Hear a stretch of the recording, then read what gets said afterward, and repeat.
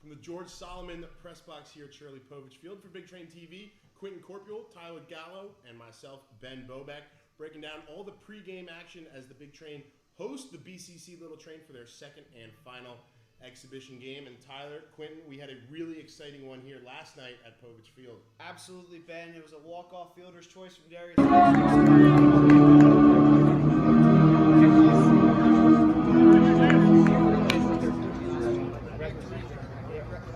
Darius Foster.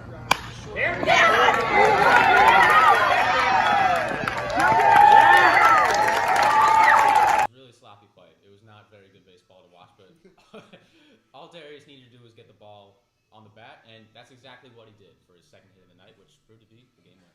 Can't help but expect a little bit of sloppy play in the first exhibition game here tonight. In the second one, I'm sure both coaches will be looking for a little more tune-ups across both sides, offense and defense of the baseball game. And to do so, head coach Sal Colangelo of the Big Train will send Matt Bedford to the bump, while Kyle Kingsbury takes the ball for the BCC Little Train. Yeah, I'll take a look at Kyle Kingsbury here. He has excellent stats at Lebanon Valley College. In 11 games, I believe they were all stars this year, 2.63 ERA, as well as 65 strikeouts to 14 walks. This is a guy that's going to hit the strike zone and hit it a lot. He's going to be ready to go tonight for action against the Big Train. You don't need to be no smart baseball analyst to know that's a 65, would you say 12 or 14? 14. Hey, it's far more strikeouts than walks. That's pretty good. Big Train got the Big Train. They got a tough match ahead of them tonight. And what about Bedford for the Big Train? Bedford, well, he redshirted this season for Notre Dame, so I think he should really look to just get out there and play, work on his stuff, because obviously you play to win the game. You're playing to win. But now is the time, if any, to experiment, to just see what you got and to just really improve upon your game, improve upon your mechanics. Absolutely, and in these exhibition games, you're allowed to do all this stuff. I'm not sure if he's going to be turned loose, per se, in this game, but he does have an opportunity to go out there and make some noise.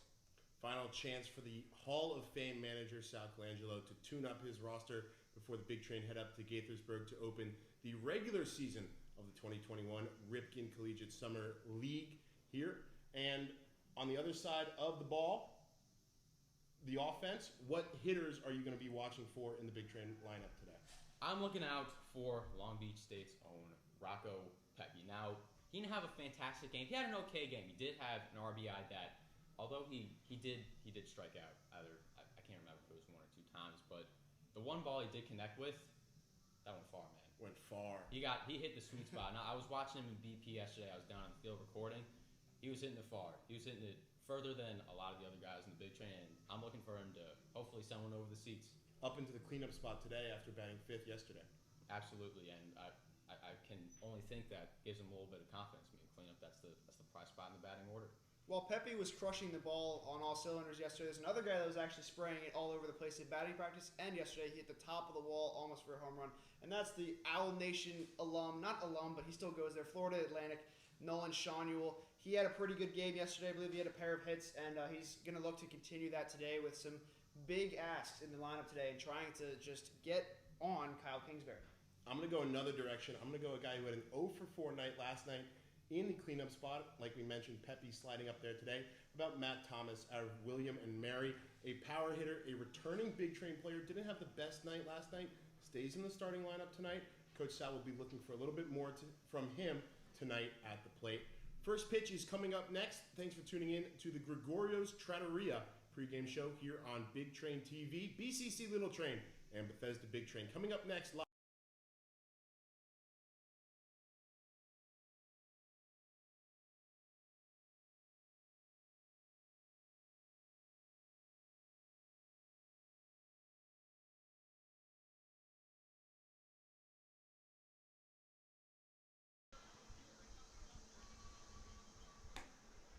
From Povich Field in Bethesda, Maryland, it's another night of Big Train baseball. It's hot out there, and the bats are about to heat up as well as the Big Train take on the BCC Little Train for the final exhibition game of the season.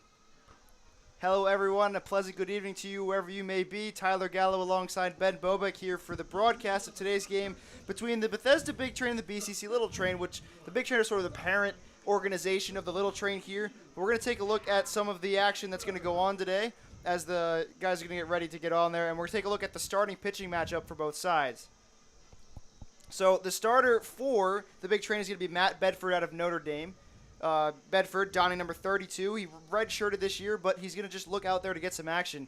And of course, the starter for the little train is going to be Kyle Kingsbury outside. He is from Lebanon Valley College, where he had just a heck of a performance. Ben, 2.63 ERA. He had 60 strikeouts to 14 walks, and now we're going to get ready for some action. We'll take a look at the little train lineup as well. We'll see how they will square up against the big train. Yeah, you see Kingsbury there at the bottom, anchoring this lineup with Bedford on the mound for the big train. We'll get to their lineup in a little bit. But just because the levels of play might be different, don't expect any lack of competitiveness as we see a first pitch swing from Nick Varda, the little train shortstop, and he's going to try for 2 here and get it pretty easily. Right, he roped that one down the first base line, and an easy not a stand-up, he slid into second base, but an easy double for Nick Varda to lead off this game, and certainly not what you want to see out of Matt Bedford. The first pitch he throws is roped down the first base line for a double.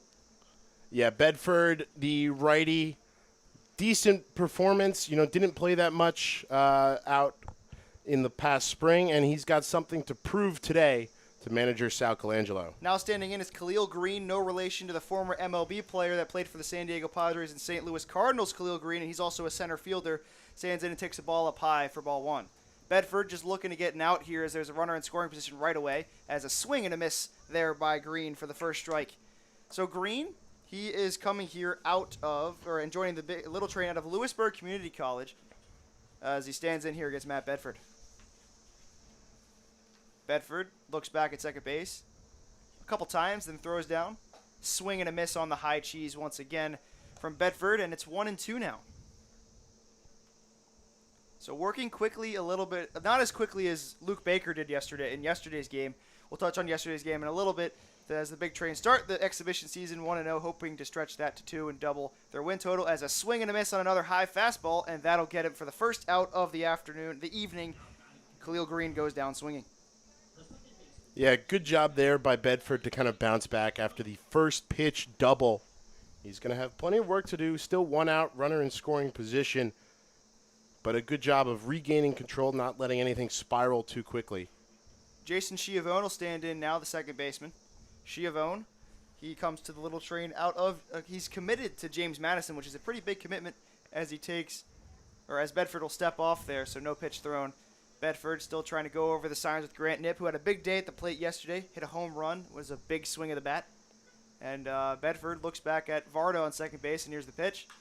Grounded down the first base line, foul. Yeah, Bedford, like we mentioned, a Staten Island native. Did not play redshirted the last spring up at Notre Dame. Team that has had some success of its own under head coach Link Jarrett, playing in the Super Regional now, already advanced past the regional in the NCAA tournament that they hosted. So this is going to be the final exhibition game, as tomorrow night they'll take on the Gaithersburg Giants at Criswell Automotive Field in Gaithersburg. We'll be there for that. As that goes over the head of Jason Schiavone. He had to duck out of the way of that one. Scary pitch thrown by Bedford. Definitely no intent on that play, but just straight over the dome of Jason Schiavone. Yeah, and honestly, Grant Knipp behind the dish got a little bit lucky there. It hit off the bottom of this backstop, rebounded straight to him. He was able to come up and keep Varda over at second. Didn't let him get that extra 90 down to third. Swing and a miss there by Schiavone, and the count goes to 1-2. Playing a little bit behind Varda at second base is shortstop Austin Gauthier. Gauthier out of Hofstra, grad transferring now, is in the transfer portal currently. Still is not decided, but we're hearing some rumblings that he might pick Maryland or something close to here, so good luck to him in his future endeavors as well, but he's a Bethesda Big Train player, and that's it. As another swing and a miss, and that's back-to-back strikeouts for Matt Bedford. So after getting to the leadoff double, Matt Bedford responds with back-to-back Ks. Yeah, and pretty much the exact same thing I said after the first one. Just a really great response by Bedford, not letting that runner on second get to him, staying composed on the mound, making sure he's in the right mindset as he tries to get out of this inning with a nice 0 on the board and a really good chance at that now. So coming up to the plate now is going to be Garrett Lowe. Lowe wearing number 26 and playing first base today for the Little Train, as Bedford will look to get the sign. Here's the pitch. Swing and a miss, and he's gotten some swing and miss stuff here in the first inning despite giving up that leadoff double. Two-seamer, four-seamer, slider, and change. That's the arsenal for Matt Bedford. He's gone to all 4 pitches so far. That one looked like a little bit of either the change or the two-seam fastball, a little bit of movement on that. Not exactly the heater that has also been pretty effective for him, especially in those last 2 batters. Absolutely, and Garrett Lowe coming out of Catholic University in D.C. as he loops that one into right field. That's going back, but that's going to be an easy play for Brady Gump in right field. He's going to catch that, and that'll retire the side. So the leadoff double is stranded at second base, and we will see you for the bottom half of the first.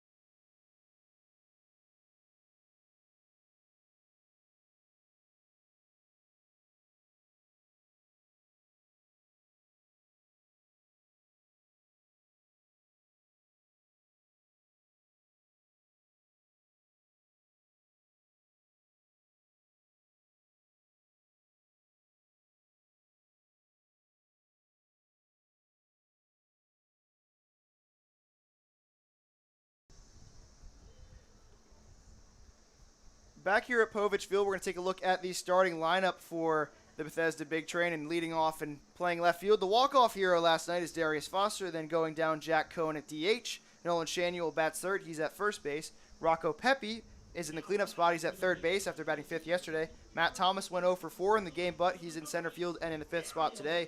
Grant Knipp behind the dish once again at catcher. Austin Gauthier batting seventh at short, and batting eighth, Brady Gump in right, and of course Kyle Velasquez will round out the order on the bottom half at second base. But now leading off is Darius Foster, who yesterday had a walk-off fielder's choice on a bit of an interesting inning. Foster will look to extend his good hitting streak to 2 games. Yesterday he had 2 hits, and then of course the walk-off fielder's choice. The first pitch from Kingsbury's on the outside half, 1-0. And speaking of Kingsbury, I mean, this guy, despite playing at Lebanon Valley College, is just an excellent pitcher. Yeah, absolutely. Really good stuff. Pretty good stature out there on the mound. Righty. Interesting little delivery. Got that offset front foot. Smooth kick and delivery. And a good swing through there by Foster. Cut on and miss. They're not picking up the ball right away. He set him up on the outside half and then came back in with some hard stuff, which is a sign of a smart pitcher out there on the mound. But Darius Foster can hit with the best of them in this league, and he'll try to continue to do that today. 2 singles yesterday and a 2 for 5 effort at the plate. Yeah, really good sequence so far from Kingsbury. And that's outside on the lower half of the plate, and it's 2-1. Yeah, so talking about the Big Train hitting lineup, it's the same 9 players as yesterday, but a lot has been shuffled. Pepe moves up to the cleanup spot. Grant Knipp, after that big solo shot in the 7th inning, comes all the way up from the 9-hole up to 6th. Gauthier moves up a little bit. Gump stays at the 8, and Velasquez drops down to the 9-hole. So kind of interesting that in these 2, we talked about this a little bit last night, in these 2 exhibition games, despite all the pitchers that Big Train head coach Sal Colangelo used yesterday, he pretty much used the same 9 hitters, and he goes to those same 9 today. Trying to see if that's going to be the starting lineup tomorrow night in Gaithersburg. We'll have to see. Make sure you're tuned in for us for that one on Big Train TV. But for now, it's Darius Foster working a full count. The payoff offering is going to come shortly from Kingsbury. He delivers as that's looped down the left field line and out of play. So Foster putting up a good turn at bat here. Eric Slosik, the home plate umpire, hasn't had to call anything bad yet. I mean, they've been really close to the zone or really far away from the zone in this, but it's a pretty good setup regardless from the pitcher, Kyle Kingsbury. Not Cliff Kingsbury, former coach of the Arizona Cardinals. As here is once again, the payoff offering. They'll do it again. That is chopped down the first base side, another foul ball. So I mean, this is, sorry to cut you off there, but this is just fantastic leadoff hitting by Darius Foster. Chokes up on that one. Nice little half swing to foul it off. These hitters in the Big Train dugout have seen so many pitches from Kingsbury so far, and we're still on the first Big Train batter of the day. Foster was 2 for 4 yesterday and looking to get off to another good start today. Singled and scored eventually in the first inning yesterday. Exactly what you want out of your leadoff hitter, like you said. A great turn at bat, as that is half swung into left field. Coming on as the left fielder, that's going to fall for a foul ball. Yeah. So 3 fouls in a row, Ben. Yeah, tough angle there for Teal in left field. Coming in, doesn't really have to deal with the sun as much, of course, with that big shining ball of gas coming in from the right field sky, but still a tough angle for Teal. It took a really weird bounce, couple feet into foul territory down the left field line there. Kingsbury just trying to get Foster out any way he can right now, but you can only fight for so long, as Foster put a good swing on that one. Really just a half swing that looped it and almost landed for a base hit to no man's land. Yeah. So Foster looks in for a third consecutive 3-2 count. Darius Foster, returning Big Train player, no stranger to these parts. Sets and delivers. That's taken on the outside half. The breaking ball does not bend into the zone, and a leadoff walk for the Big Train. And Foster has the ability to turn a leadoff walk into a double, maybe even a triple. Super dangerous player on the base paths. He advanced all the way from second to home on a throwing error in the first inning of last night's game. And look for him to make some movement on the base paths sometime during this at-bat. Yeah, he's probably going to be running from the word go here. Not surprised at all to see him turning into second base. He stole a base yesterday, I believe it was, and was running all over the place. But for now, it's Jack Cohn, the two-way player out of William and Mary. First pitch from Kingsbury, and there goes Foster. And not even a chance to throw that one down as it's bobbled by the catcher, Travis Rinker. And, no chance there to throw out Foster, who is moving as soon as Kingsbury flinched, he moved. There's really no way to say this, but Foster is one of the fastest players in the league. But for now, runner in scoring position once again for Jack Cohn, who can see if he can drive in Foster here. As that is hit up the middle, that's going to be a bobble at shortstop. The throw to first is going to get Cohn, but Foster moves all the way to third on the fielder's choice. Yeah, I mean, that's how big that stolen base by Foster is, because if he's still on first there, that's a double play. Exactly. That's a double play, but, Foster's got the speed to burn, and all Varda could do was throw out the runner at first, gets the sure out. So now, standing in at the plate is Nolan Shawneel, who gave a ball a ride yesterday. He did have a double, and that was that at bat, but unfortunately that was all he had. He was 1 for 3 with a walk with that double, as taken for a ball for the first pitch from Cliff Kingsbury. I'm going to mess that up a couple times tonight if he stays in for more than a couple innings, but Kyle Kingsbury is on the mound right now. So Kingsbury's got a 1-0 count on Shawneel, who's got that high set stance. Here's the 1-0 on the outside half, and it's 2-0. Yeah, you compared the way he keeps his hands up to Byron Buxton of the Minnesota Twins, I believe it was.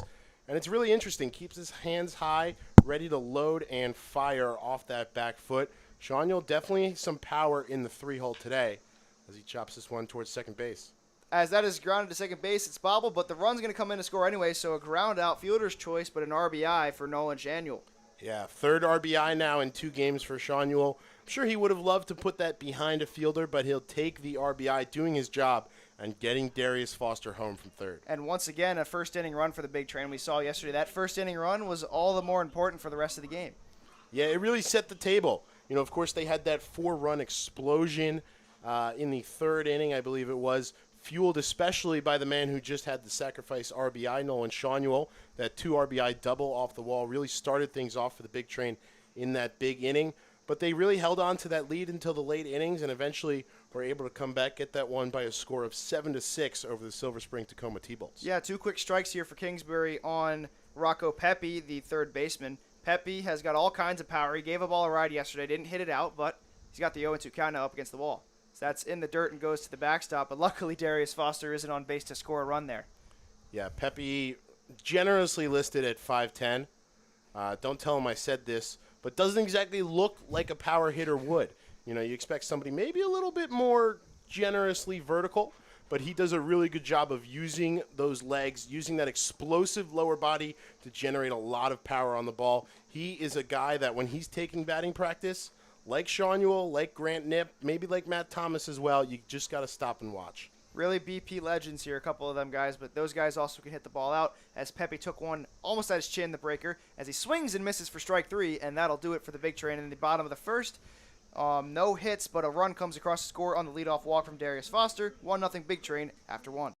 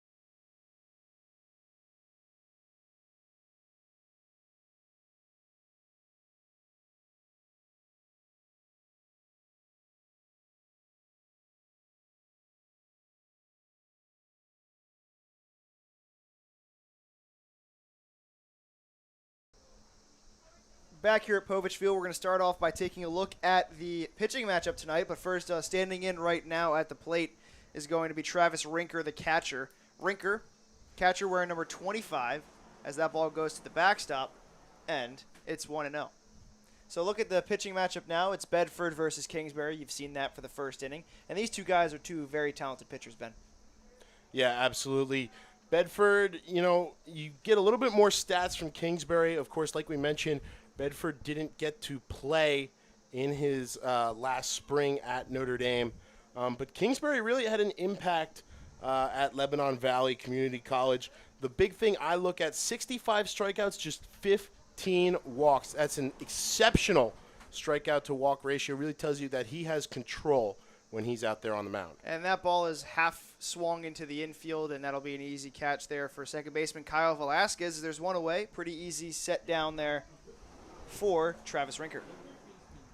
So that'll bring up Leo Rivera out of Whitman High School nearby here. It's one of the few guys that's actually in high school that's playing on this team right now. A lot of the guys are in college still. But Leo Rivera getting a big ask here, batting 6th in the lineup.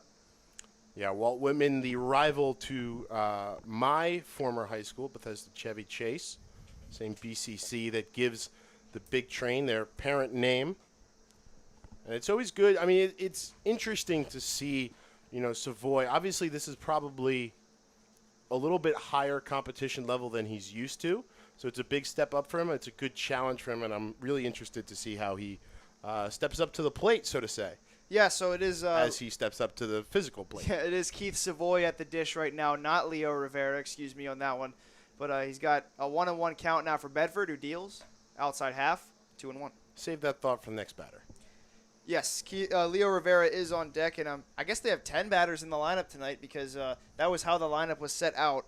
But yes, Keith Savoy batting makeshift 7th in the lineup as he ropes that one down the first base side foul.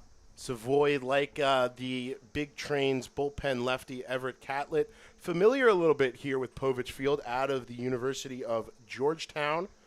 They do play most of their home games in Big East competition here at Povich Field at Cabin John Regional Park. So definitely familiar with the dynamics of this beautiful ballpark. Savoy has a 2-2 count now. The pitch from Bedford outside, and the count runs full.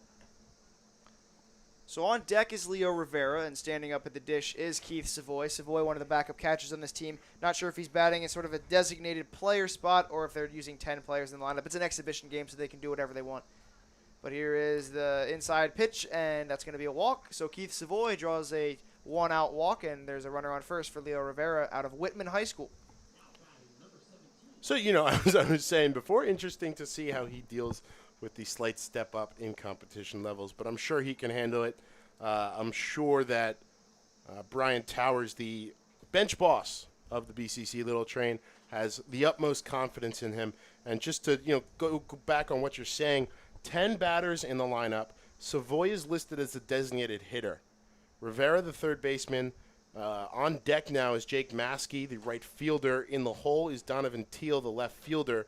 I believe that in between Maskey and Teal will be Jacob Pryor, a second designated hitter for the Little Train. So, yeah, there's a cut. Double check that as it goes. Yes, I believe it is another designated hitter spot in the lineup, but right now it's Leo Rivera at the dish as he swung and missed for the first strike for Bedford. The quick throw back to first, but Savoy's not going anywhere as a backup catcher. I don't think he's going to be running too much with those knees. But, yeah, he's standing on first base now, and on deck, of course, is Jake Maskey.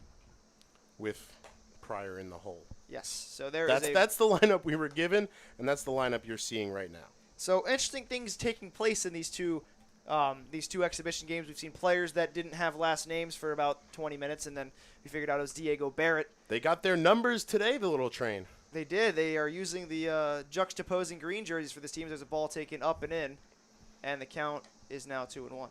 Yeah, tough day for the Big Train to be in black. Really warm here at Shirley Povich Field. I think it was about 100 degrees on that outfield scoreboard thermometer when we showed up to the ballpark today, Tyler. Down to 86 right now, 20 minutes past the 7 o'clock hour. So the count goes now to 3-1, and it certainly is just sweltering outside right now. Nothing more you could say about that as a cicada whisks by our booth. But right now, Leo Rivera's got a 3-1 count. Absolutely great hitters count for him with Savoy on first. Bedford checks in on Savoy, looks over, sets and delivers the 3-1. Swing and a miss on a hefty swing there from Leo Rivera, who might be a little overmatched at the dish here, just still being in high school against a guy that's playing at Notre Dame. But as of right now, he's in the lineup, and he's playing the hand he's dealt. Bedford with the full count offering. He's gone to full on a couple batters now as that's outside, and that's back-to-back walks now for Matt Bedford. And Control's eluding him after getting that pop out to second base. Yeah, third batter allowed today by Bedford as Maskey steps into the left-handed batter's box. Still only one out, so, a double play here would be ideal, of course, for the Big Train. But again, I think I talked about this a little bit last night, but this is a really interesting spot for Colangelo down there in the Big Train dugout. He gets to see how Bedford handles this pressure. He gets to see how he handles himself in these sorts of situations because, of course, as we've talked about, this is a guy who didn't play that much in the spring. He played in practice, he's doing his regular bullpen routine, I'm sure, but he didn't get that sort of same game action, which is why a lot of guys up and down this roster are here in the Cal Ripken Summer Collegiate Baseball League, are here for the Bethesda Big Train at Povich Field just to get their game routine back under their belt. The 0-1 taken outside, so it's 1-1. And, yeah, like you said, it's guys just getting in action because Coach Sal's still got to figure out what his rotation is going to look like and what the guys are he's going to stack up in his lineup. But I think his lineup is pretty set right now. Seems to me to be, yes. But as for the rotation, we're not sure who's going to get the start tomorrow night in Gaithersburg as there's a ball taken the outside. So we'll harken back a bit to the black jerseys. Just looks so great. They do look great. I'm just saying, they've got to be sweaty. Yeah, it's black is not a good color to wear in this. But and you also mentioned head coach Towers. That is the father of one of our other intern pals, Reagan Towers, our graphic design intern. Shout out to her for making some of these great graphics we have on the show tonight. All those beautiful lineups, courtesy of Miss Towers herself. If Fantastic work by all of the interns here at Bethesda Big Train, the operations, the marketing, the media, and I'll even include you in that, Tyler. Oh, well, thank you. I'm glad I can get praise from you sitting right next to you as that's taken inside. And that's 3 consecutive walks for Matt Bedford, who's now loaded the bases, one out, and great job by Grant Knipp to go out there to talk to him. Yeah, we saw this yesterday. I think it was with Luke Baker early in the second inning, I want to say. Baker had loaded the bases with a couple weird defensive plays, one single, a fielder's choice, and then a couple walks. Really, or actually, was it Zach Locke? I believe it was. Yeah, Zach Locke had a pretty He just couldn't seem to find the zone. It was one pitcher whose last name started with an L, that's for sure. But as the mound visit goes, once again, we can take a look back at the pitching matchup real quick. Just want to touch on the just sheer dominance of Kingsbury at Lebanon Valley, playing schools. I believe they played Stevenson, schools like Marist. So just not tough, or I mean tough competition nonetheless. But those are the guys that are on the mound tonight, and we'll continue to have our pitching matchups to talk about as the season goes along. Yeah, presented by the Dandy Walker organization, of course, doing their best to research and combat that devastating childhood disorder. 1 in 10,000 born with Dandy Walker. You can learn more at dandy-walker.org, a proud partner of Bethesda Big Train Baseball. So now Bedford's back is up against the wall here, now facing off against Jacob Pryor, and another breaker in the dirt. So it's 1-0, and the last thing you want to see out of Matt Bedford right now is to walk in and run. Yeah, I think that would be just absolute worst-case scenario for Bedford on the mound. And, interesting, responds a little bit differently to Knipp's visit as he fires a nice strike straight over the plate there. Yeah, and he doesn't have as much exaggerated as this pitcher in MLB, but his windup kind of reminds me of Alex Woods. Not as crazy as Alex Woods is, obviously, because he touches almost all the way to the dirt, but he has that little whip motion of him, if you can see that there. That's taken for another strike, and it's 1-2. Yeah, so as we were saying, Knipp was able to go out to calm down Zach Locke yesterday when Locke really couldn't find the zone, came back and responded with a lot of good strikes over the plate. Knipp, a young catcher, a rising sophomore down at the University of Alabama, another guy who didn't get a lot of playing time in the spring. So that's chopped to Bedford. Is going to come home and get the shore out at the plate. I mean, a nice turnaround play for Matt Bedford, who gets a big out for him, 2 down. Yeah, perfect execution defensively there by the Big Train. Infield in, playing on the edge of that beautiful green grass here at Povich Field. Get the lead runner, force out at home, and they'll do it again now with 2 outs and a little less pressure because now force out at any bag, get the ball, take it to the nearest square box of, what are the bases made out of these days, rubber? Probably. Polyurethane, something like that. Something like that. Well, we'll figure that out later. Maybe we'll get someone to run down and ask what it is. We should know this. But Donovan Teal is in, batting 9th in the order, the left fielder. Donovan Teal standing in and hoping to get a run driven in here. It's 1-0, and it'll be a good response to get a run after the Big Train get one, as that's taken for a strike. And it's 0-2, quickly. This is going to mess up my score book the whole day, Tyler, having this 10-hitter thing. I sort of split the column with Rinker and Savoy. But, yeah, I agree. That is laced into right field, but that'll settle into the mitt of the right fielder Gump, and that'll do it. The bases are loaded, but no runs come across to score. Big Train still lead at 1-0, middle of 2.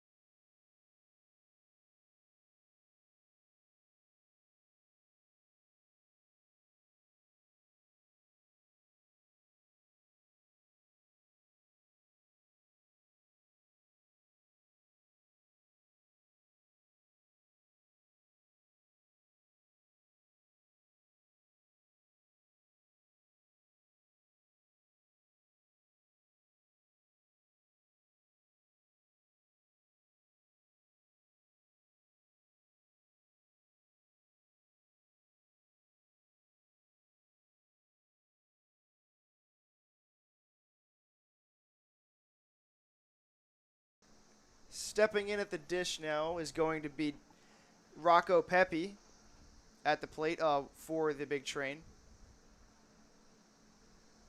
Or excuse me, it's going to be Matt Thomas down at the dish. Rocco Pepe, last inning, ended the inning, excuse me. So as there's a foul ball from Matt Thomas. And it looks like our scoreboard's back up and running, so that's great to see out there. Great to see. Always love to see that. And Matt Thomas, we mentioned him a little bit in the pregame segment here, but this is going to be an interesting guy to watch throughout the day, at least in my opinion. As he drills that one down the left field side, that's a fair ball. Foul. Or foul ball, excuse me. We saw some chalk, so I'm not sure what the call was on that one. Might have been the gravel. It could have been the gravel out there, but yes, that is a foul ball from Matt Thomas, so the count is now 1-1. Thomas had the tough 0 for yesterday, 0 for 4 on the night. 0 for 4, but with 3 really well-hit balls, especially out to that right field fence over there by the 2011 National Champion banner. Hung so well against that outfield fence. But Thomas, he's one of the best hitters in this lineup. There's a reason that he stays in the 5-hole despite going 0 for 4 last night. And that's over the head, Ben. You were about to say that, but not necessarily. But over the head of Matt Thomas, and we've seen 2 of those today up and in from the opposite pitchers. Kingsbury trying to get Matt Thomas out with a 2-2 count. Greg Hewitt made the call for the foul ball in the field. He's the only umpire in the field tonight as Slosik is behind home plate. That is hit high, and that should get out of play, but coming Heads over up on the concourse into there. Foul ground. And, he makes the catch. That actually stayed in play. Knocked down a little bit. Catch made by, I believe that's the second baseman, Schiavone. We'll figure out what his name actually is, or that could also be the first baseman, Lowe, making the play in foul ground, but that is a foul out and P3 on your scorecard. Yeah, that's a tough little part of Povich Field. It's just where it bends in front of those right field bleachers. Currently home to our unvaccinated patrons here at Povich Field. Masks, of course, required down there. But again, the tough luck continues for Matt Thomas. And as I was saying, I'll just finish my point on him. It really speaks to the relationship and the trust that Colangelo has in him to figure out whatever hitting bug he's caught over the last, 11 innings now. That leaves him 0 for 5 tonight and coming into today. As for now, that's chopped up the middle for a base hit for Grant Knipp, who continues to rake at the dish. Grant Knipp, with that hard-struck single, bounced over the head of Kyle Kingsbury, and now a runner is on for Austin Gauthier. Yeah, if not for the heroics of Darius Foster in the bottom of the 9th last night, Grant Knipp would have been my player of the game. 2 for 3, 2 runs scored, 1 RBI on that solo shot to right center field. And I think we also went out of our way to praise his defensive efforts behind the dish as well. We've seen that a little bit so far here tonight, and he has been a valued contributor through the 2 games so far in that catching position. And while Knipp had a great game yesterday, Gauthier had a weird day both at the plate and in the field. A couple of errors, but he also had a couple of hits. So I'm sure he's fine with that, but Knipp is checked on at first base and will get back safely. Yeah, Knipp, a Louisville, Kentucky native, the top catcher, number 3 recruit in the state, according to Prep Baseball Report, when he graduated Louisville Male High School. And another check at first base, and the ball falls. It was close. That was a very close play at first. Knipp. Diego Barrett is not running for Grant Knipp yesterday. He was running from yesterday, but Diego Barrett is in the house. We do know that. Pulled up in a sweet silver Camaro. It's like reminds me of when Yoenis Cespedes would roll up to spring training. Ooh, That's hit gonna be and 2. a Great play by the first baseman Lowe, who's made 3 outstanding defensive efforts in this inning, and that's the hard luck double play for Austin Gauthier. And we will see you after this inning. 1 in 10,000 children are born with a brain malformation known as Dandy-Walker syndrome. Dandy-Walker can cause enlargement of the skull, lack of muscle control, and other developmental challenges. More research is needed, but we do know that early therapy helps many live healthier, fuller lives. 1 in 10,000 may not seem like a lot unless your child is the one. Learn more, find help, and help others. Visit dandy-walker.org.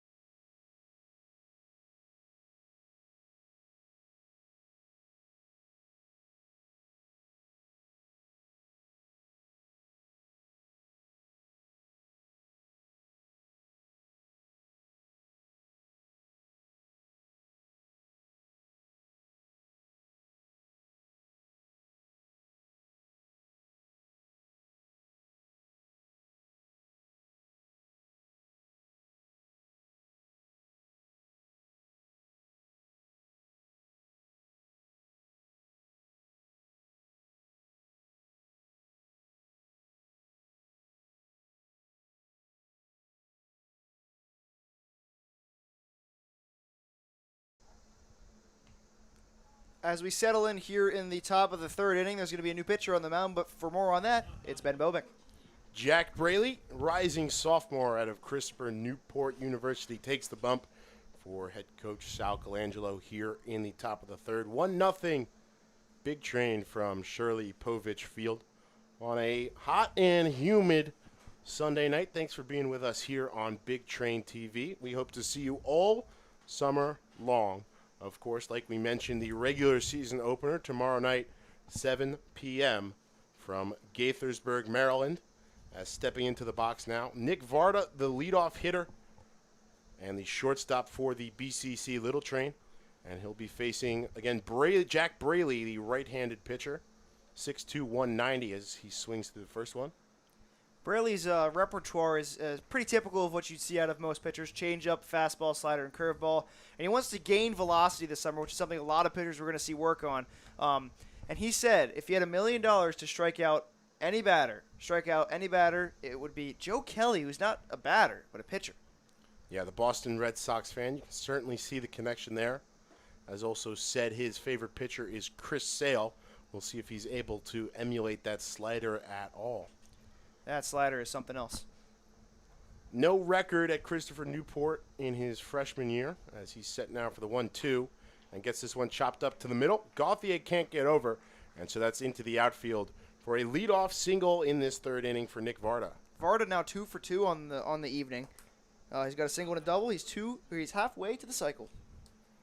And the two easiest ones. The two easiest ones, but if you can hit it, if you can well strike it, I mean, this guy's pretty fast. We saw him moving on the base pass. If he can hit one down the line, I mean, you got to think he's going 3. Khalil Green out of Lewisburg Community College stepping into the box now. Nobody out, 1 on, 1-0 again here in the top of the third. As Braley deals and gets Green to swing through that one 0-1. Khalil Green struck out his first time up, and certainly Braley would love to see that again. Different pitcher, hoping for the same result.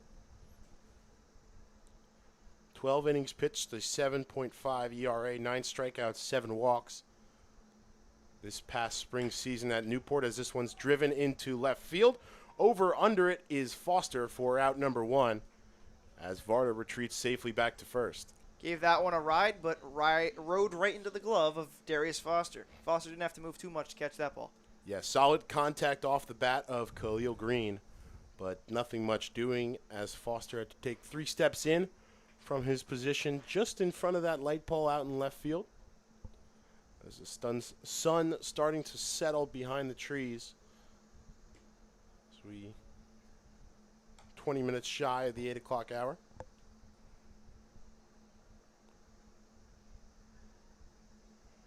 Still 86 degrees, humid.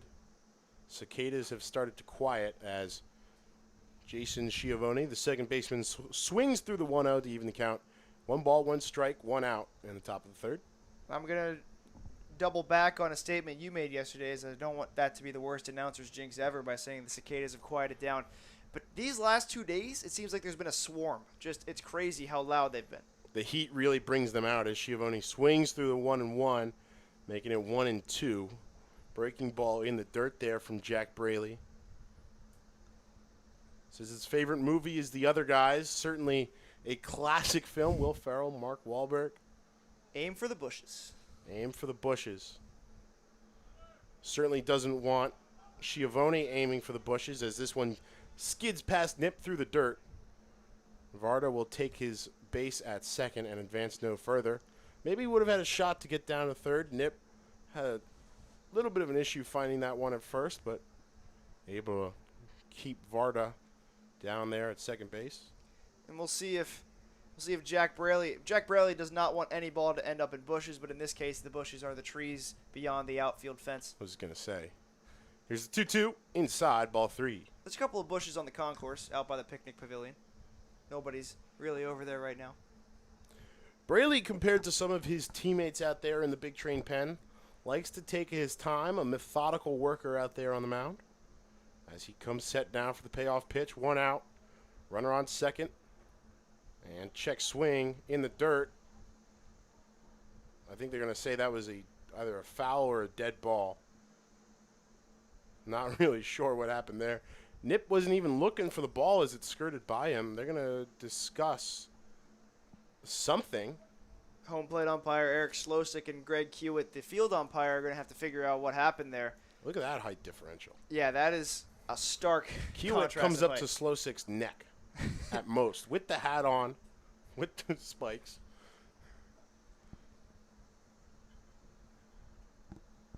They're going to wave the runner back to second. Varda will stay there. And I believe they're going to say it was a tip. And so the count will stay at 3-2. Not really sure what happened there, but it looks like everything will remain the same. And we'll get another payoff pitch here from Jack Braley. Braley certainly loves to have an extra life in this situation. Doesn't want to get 2 runners on, but sets up the double play if he does get a runner on, as he does right here. Breaking ball misses low again, not as far in the dirt, but regardless, it's a base on balls for Jason Schiavone. Runners on first and second now with 1 out for Garrett Lowe, the 4-hole hitter, the first baseman today for the Little Train. Garrett Lowe, I mean, in this game, he hasn't been known for his bat. His glove has just been phenomenal in this one. Two remarkable plays, 3 remarkable outs recorded. He ran into foul territory to get one, and of course, got that line out double play. Millersville University. In the middle of nowhere in Pennsylvania. Couldn't have said it better myself, Tyler.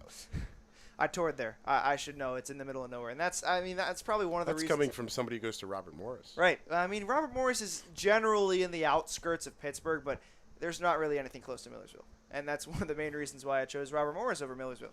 1-0 misses low again, ball 2. A little bit of struggle with control with that. Looked like that was the curveball again. And again, like we talked about, Braley told us when he got here, his 2 goals for the summer, 2 goals any pitcher pretty much aspires to, gain velocity behind his pitchers and throw strikes. He struggled a little bit, especially with that second one, issuing a walk to Schiavone, who's down at first, and now in a 2-0 hole as he misses high and inside for ball 3. We'll check down on the Little Train dugout and see what sign they're going to give the batter, Garrett Lowe, to see if he's got the green light on 3-0. Yesterday we saw a green light and a red light, so we'll have to see what happens here, see what he's doing. No position player on the mound here as the 3-0 is in there for strike 1. Lowe was 3 steps out of the batter's box, and he'll come back now. I'm almost laughing at where Greg Hewitt is positioned in the infield. It's like he's just menacingly standing over Braley's shoulder.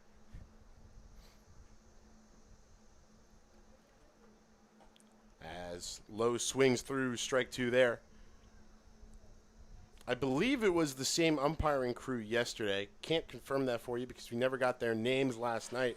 But if it was Hewitt out there in the shallow grass of the infield, he had to make a couple pretty nifty moves out there to avoid the balls to the shortstop area. As set now is Braley for the 3-2. Swinging and missing is Garrett Lowe. And it's the first strikeout of the day for Jack Braley. Comes in a big spot there with 2 runners on. And now 2 outs here in the top of the 3rd. Absolutely just a huge strikeout in that situation. Battling back from 3-0 and just blew away Garrett Lowe there to get the strikeout. 3 straight balls to start off Lowe. 3 straight strikes to finish him. That will bring up Travis Rinker, the catcher. Wearing number 25 in green tonight. And this one misses somewhere. Maybe a little bit low, perhaps a little bit outside. Regardless, 1-0. I thought Lowe just batted. But I guess that's not, because this is Travis Rinker. And swinging through strike 1 there is Rinker. Rinker out of St. Joe's. The Hawk never dies, and Travis Rinker trying to keep this inning alive for the Little Train. 1-1, 2 outs, runners on first and second. Braley delivers, breaking ball misses high, ball 2. Couldn't get that frame job across, did Grant Knipp, but he's done a tremendous job at just calling the game as well as getting. I mean, he's made a couple of mistake pitches obviously yesterday, as pitchers often do in the game of baseball. But right here, trying to frame and steal a couple of strikes, and he's done a good job at that. 2-1 fouled straight back into the screen off the bat of Rinker. Nip rocking that crimson catcher's gear, of course. Really pairs nicely with the black, if I do say so myself. Almost opposite colors of his school, Alabama Crimson Tide. But, you know, the I red. guess crimson and black, crimson and white. Crimson and white, crimson and black, yeah. But we'll have to see what happens here. 2-2 from Braley. Off speed, misses low again. And we'll send the count full here with 2 outs. Runners will be going. So back on the frame job by Nip, I mean, that's something that every catcher nowadays needs to be good at, especially in this day and age of analytics in baseball. And gets him looking. Strike 3 called on Travis Rinker. And so after putting 2 men on to start the inning, Jack Braley comes right back and gets back-to-back strikeouts to end it. We head to the bottom of the third. We'll finish your point in a little bit, Tyler. 1-0 Big Train here from Povich.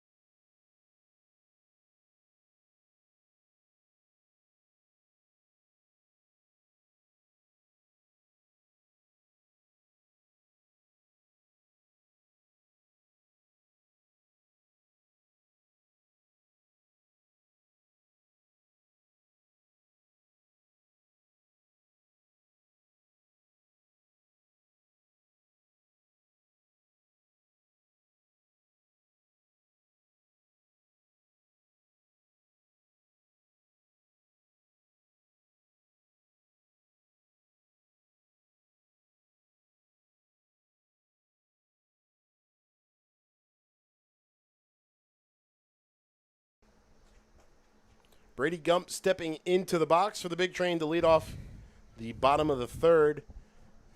And Tyler Gallo, alongside myself, Ben Bobek, here for Big Train TV. Tyler, it's been an interesting start to the game so far for the Big Train defensively, echoing a theme we saw last night in their 7-6 win over the Silver Spring Tacoma T-Bolts.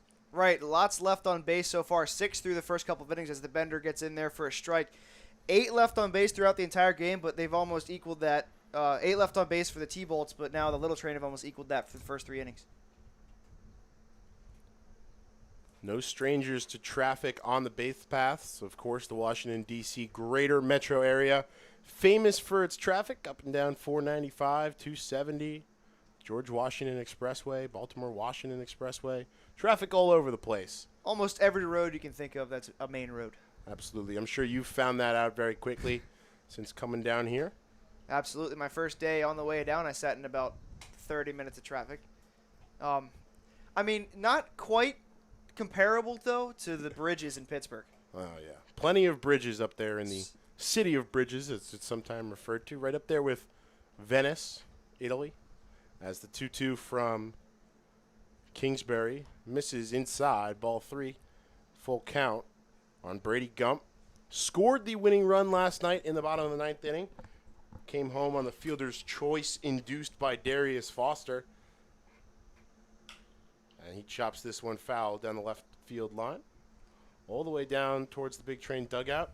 And straight back into fair play. Pause a second. Let that baseball get back to where it belongs. Back to the bridges, though. I mean, I think the worst one of them all has to be the Fort Pitt Bridge. That one has 47 different exits, and none of them are right when you take it. And everybody's trying to merge across 4 lanes, switch lanes, go over 2 lanes. And here's the payoff pitch again. Misses for ball 4. And Brady Gump starts off the bottom of the third with a base on balls. Gets a free 90 feet. And Kyle Velazquez will come to the plate for the first time today. A tough day for him at the dish yesterday. And he'll be looking to bounce back strong today. We'll have to see if this leadoff walk comes back to bite Kyle Kingsbury as it did in the first inning. 0 for 4 with 2 strikeouts, 1 looking, 1 swinging. Reached on an error in the 9th. He was a big part of that rally. Reached on an error, then advanced to second and third on a throwing error. Would come home on a nip ground out and get called out as the shortstop came home to get the lead runner. But again, allowed Gump to get to third base where he would eventually come home to be the winning 7th run in the bottom of the 9th as Kingsbury checks back over on Gump, sliding back and covering the front of his uniform with some brown dust. Get that laundry warmed up as well. As Kingsbury comes set from the stretch and fires back over again. This one a little bit tighter. A good job by Gump to get back in there. Coach Towers absolutely has the scouting report on Sal Colangelo's teams. They like to run. Everybody knows that. We saw several stolen bases and runners in motion yesterday. 3rd straight check over. Greg Hewitt getting his calls in for the day. It's kind of tough with 2 umpires on the field, though. Getting an arm stretch out there, that's for sure. Kingsbury set now for the 1-0, and this time comes home. Gump thought about it, took a step forward, and will settle in that secondary lead. Stays at first. Ball 2.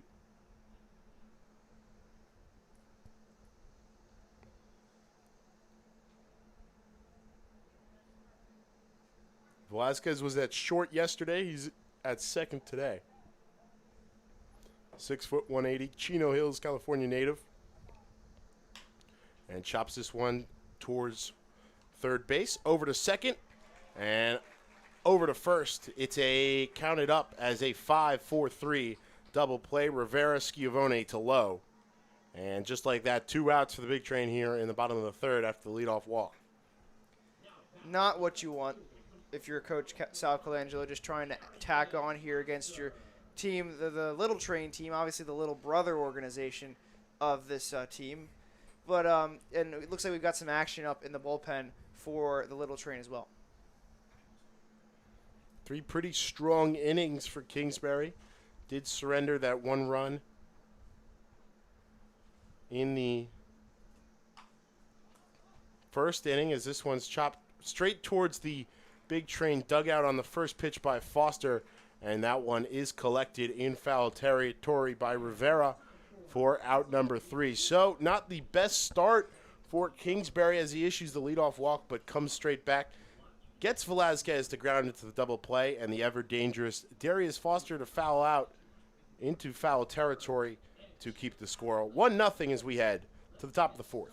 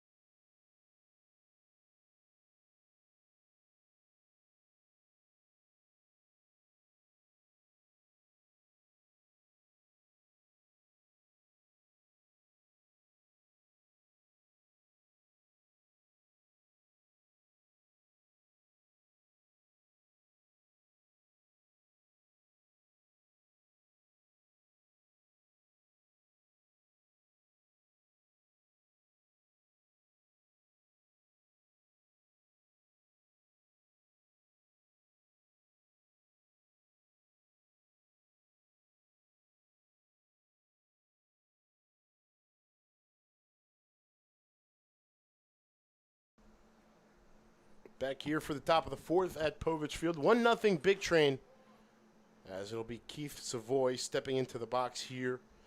The designated hitter to start things off for the Little Train. Listed as a catcher. We saw him catching some warm-up pitches for Kingsbury in the or in the bottom of the third, yeah, and steps into the box now. Bat swinging behind his helmet after he takes strike one from Jack Braley. Still on the mound in his second inning of work. This one in the dirt, but Savoy can't stop the swing. 0-2 now from Braley.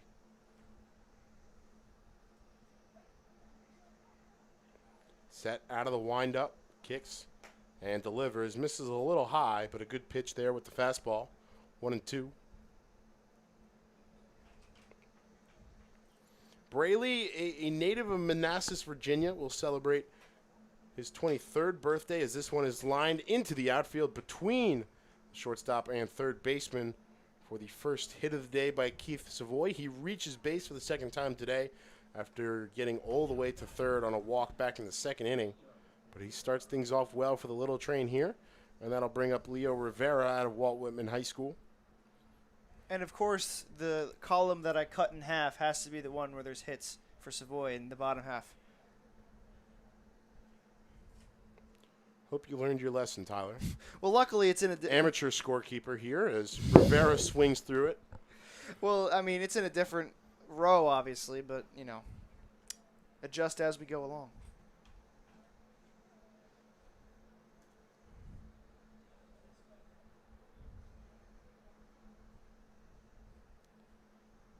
The 0-1 from Braley, swinging again, is Leo Rivera. He goes down quickly, 0-2.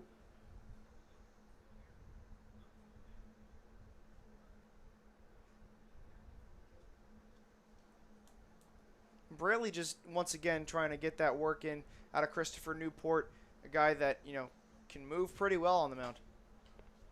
And swinging and missing again, Leo Rivera. 3 straight swinging and missing, and he goes down on strike. Second strikeout of the day for Jack Braley. Exactly the response you want to see from Braley after giving up a leadoff single to Savoy. Gets out there and mows down Leo Rivera. And the Little Train are currently out-hitting the Big Train, which is not something that I had on my bingo card going into this game. 3 hits to 1 in favor of the Little Train. This one's popped to center. Over and under it is Gauthier for out number 2. All 3 middle infielders, or I guess the 2 middle infielders and the center fielder, Thomas, coming in for that one. But Gauthier got under it quick enough for out number 2 as Jacob Pryor, wearing number 6, then the second designated hitter for the Little Train, now steps into the box from the right-handed side. 2 outs, runner on first here in the top of the 4th. 1-0 Big Train despite being out hit as Nip comes up ready to throw down and check on Savoy down at first base. Savoy retreats, and it's this first strike on Jacob Pryor. And the one run that scored was not on a hit or anything. It was on a walk, a leadoff walk to not Keith Torres, as Darius Foster. Strike 2 called there, and quickly in another hole is Jacob Pryor, called out on a 3-2 fielder's choice.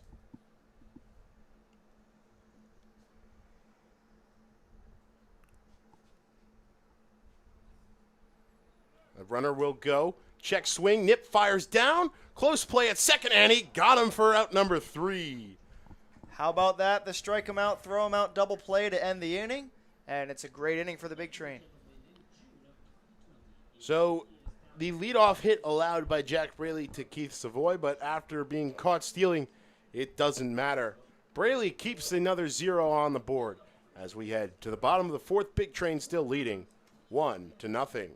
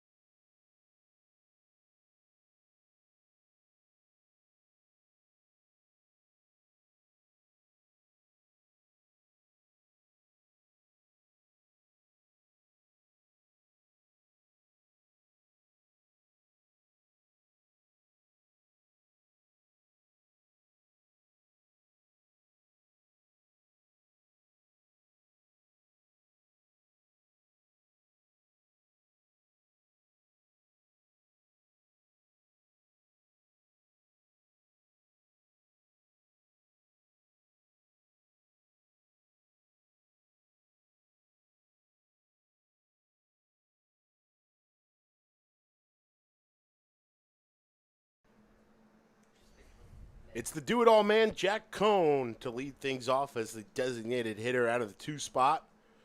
Listed as a pitcher down at William and Mary. He's playing outfield a little bit here for the Big Train this summer. And the designated hitter tonight.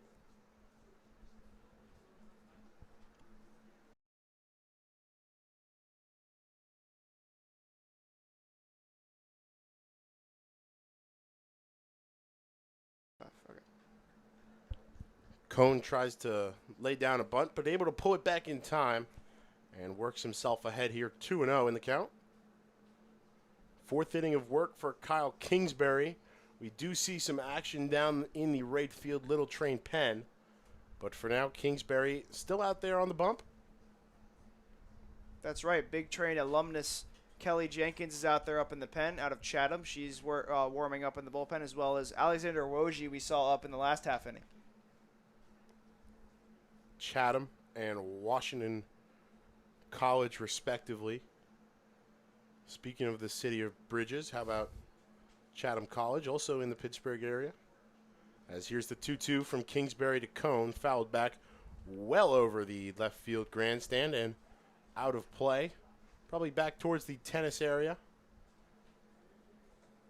And so we'll do it again. Tennis areas surrounding the entirety of almost left field here at Cabin John Regional Park. At Povich Field. It's like Oriole Park at Camden Yards. Here's the 2-2 from Kingsbury. Swinging in, missing is Jack Cohn for the first out of the inning. Rinker throws down to Rivera at third to celebrate that one. And that will bring up the ever-dangerous Nolan Shawneel with 1 out here in the bottom of the 4th. Shawneel was last time up, got that sacrifice runner, RBI, whatever you want to call it, that drove in Darius Foster. Sacrifice RBI in my book for Shawneel as he looks at strike 1. 4-3, ground out to the second baseman.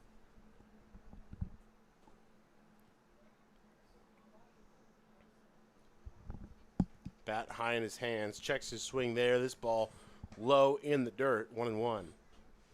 What we're looking for Shawneel here is to just get that tough luck hit and get that, continue what he did yesterday. That double was awesome. That double hit off the top of the wall and came back down and almost nearly cleared the left center field fence.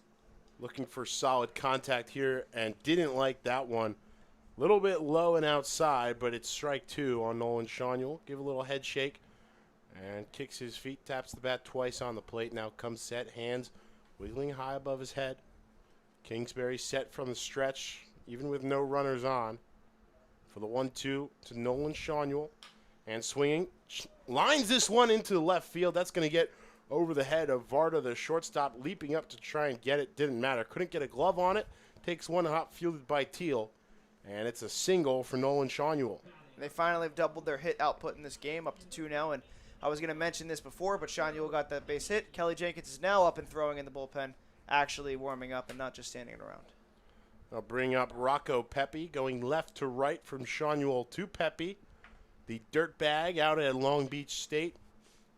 Another one of these red shirt players trying to get their feet, sea legs, so to say, back underneath them throughout the summer with Big Train.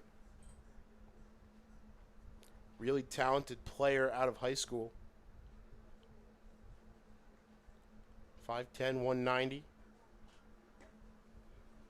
And takes 2 straight balls to start this at bat. We're seeing guys work the count a little bit on Kingsbury, a guy that doesn't allow a lot of runs. That run was at a premium in the first inning, and that's what it seems like so far as we've had a pitcher's duel through the first 4. 2018 Sunshine West top prospect list for Rocco Pepe as he grounds this one to third base. Over to second, trying to get Pepe at first for the double play, and they do. Rivera to Schiavone, and again to Lowe. 5-4-3, the second double play in as many innings. And the Big Train get another hit on the board, but can't get anything more as they ground into a second consecutive double play. We head to the top of the 5th. Score still 1-0 in favor of Bethesda.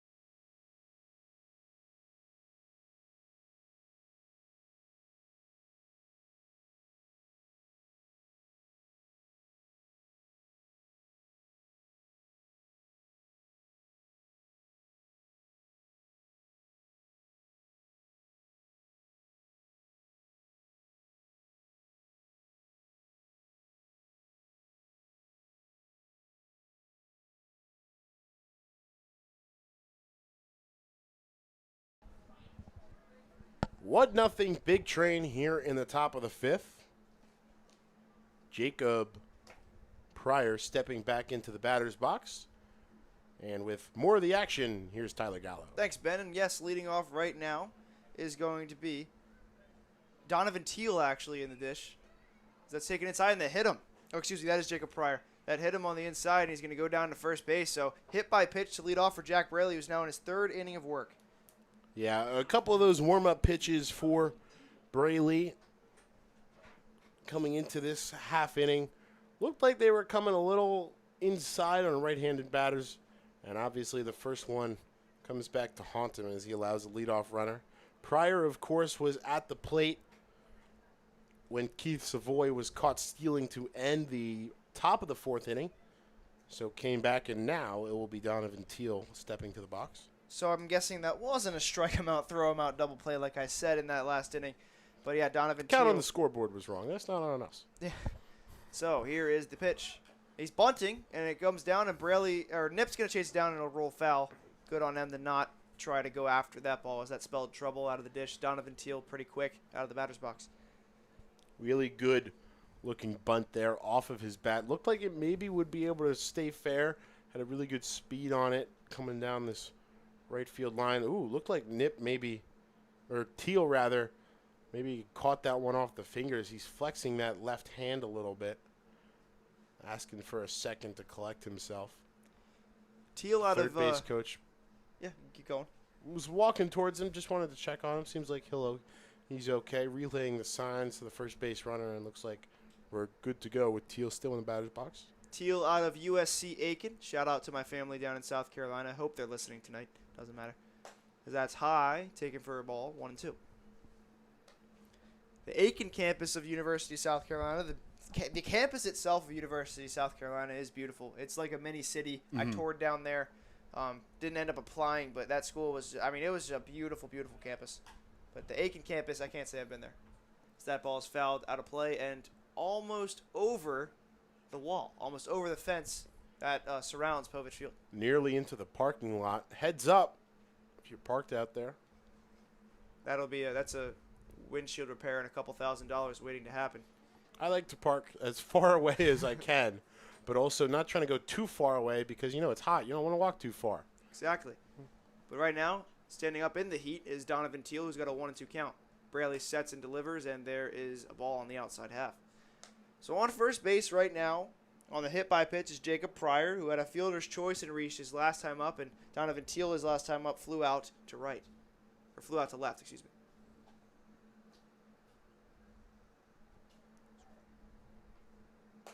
He swings and misses on the high fastball, and that'll get him for the first out. Jack Braley using that high cheese to his advantage, and there's the first strikeout since the last inning.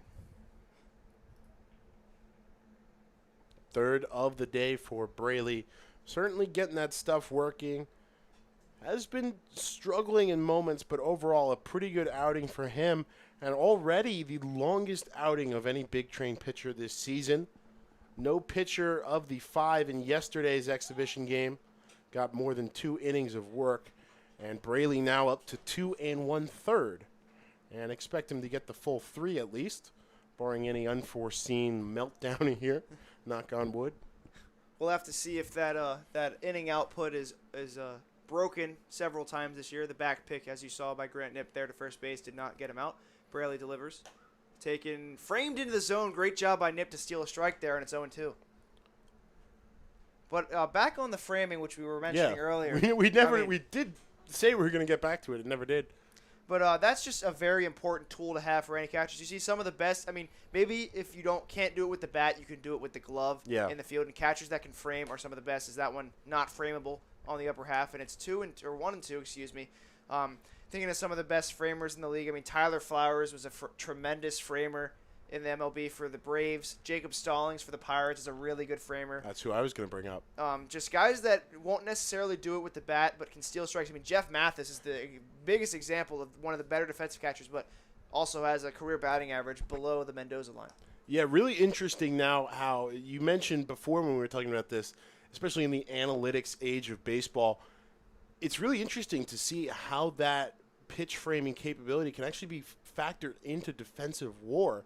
And so you can actually see in a player's performance how well they frame pitches. And that's blooped into shallow center. That'll fall in for a base hit for Nick Varda, who's now 3 for 3 on the day. He's having himself a night here in Rockville, Maryland, Bethesda, Maryland, whatever you want to call it. But Nick Varda came to play. Cabin John. Plenty of locators we can go to as Khalil Green gets ready to step into the box. But Nick Varda, like you said, heck of a game so far. Not able to get another part of the cycle that he would need. Home run and triple shy as it stands. 2 singles and a double.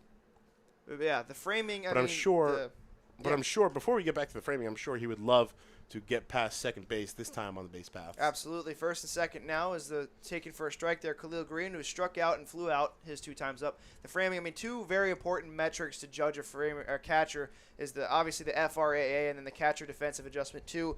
And in this day and age, back in the day, obviously they valued offense way more at the catcher position, but now defense is the premium skill set for a lot of these catchers in this day and age. And if you can frame well, you'll have a job in the major leagues. And as I've said time and time again, really been impressed by the defense of Grant Knipp, not just with the pitch framing he's shown, but with his ability. He really does a good job of coming up quick with that ball, checking down perhaps with the back throw at the runner on first.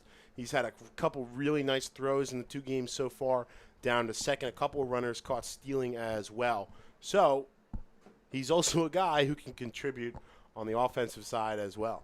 Really just all around exactly what you would want out of a catcher. And going to Bama, that's exactly what you want to see out of your catcher, your future catcher, really. That's in the dirt, and good job on him to block that one. Block it, keep it in front of him, come up ready to throw. Can't ask for anything else more defensively of your catcher. Very important way, too, is how great a catcher is at blocking the plate. We think of guys like Travis d'Arnaud, who's almost made a career out of being good at blocking. Also great at framing as well. Unfortunately, he's been injured, and he's been able to figure out his offense, but unfortunately is out for a couple of months now for the Braves. Green chops that one past the pitcher's mound. Going to be a tough play. The throw to first is not even close to being in time. The speedy Green beats it out, and now the bases are loaded with just 1 out in the inning. So the little train threatening, the first time someone's had a runner to third, first time they've had a runner to third in a long time, and the first time they've had the bases loaded since the first inning. Yeah, that's just a really tough play for Gauthier out at shortstop. Had to charge that ball really hard, have a runner coming in front of you as well. Don't want to get called for interference and let that runner advance needlessly. Able to make a good throw after fielding it cleanly. No errors, no pass balls, anything, but just can't get the runner in time. Like you mentioned, the speed of Khalil Green evident there. And I think Coach Towers has just got to be like right now, what more do I got to do? 2 hits and 1 run for the big train and 5 for the little train. It just shows a testament to how good the big train actually are facing off against a team like this. Is right now, Jason Schiavone takes 1 for a strike. We can get into this if he comes out in the bottom of the inning. How about the performance by Kingsbury on the opposite bump as well?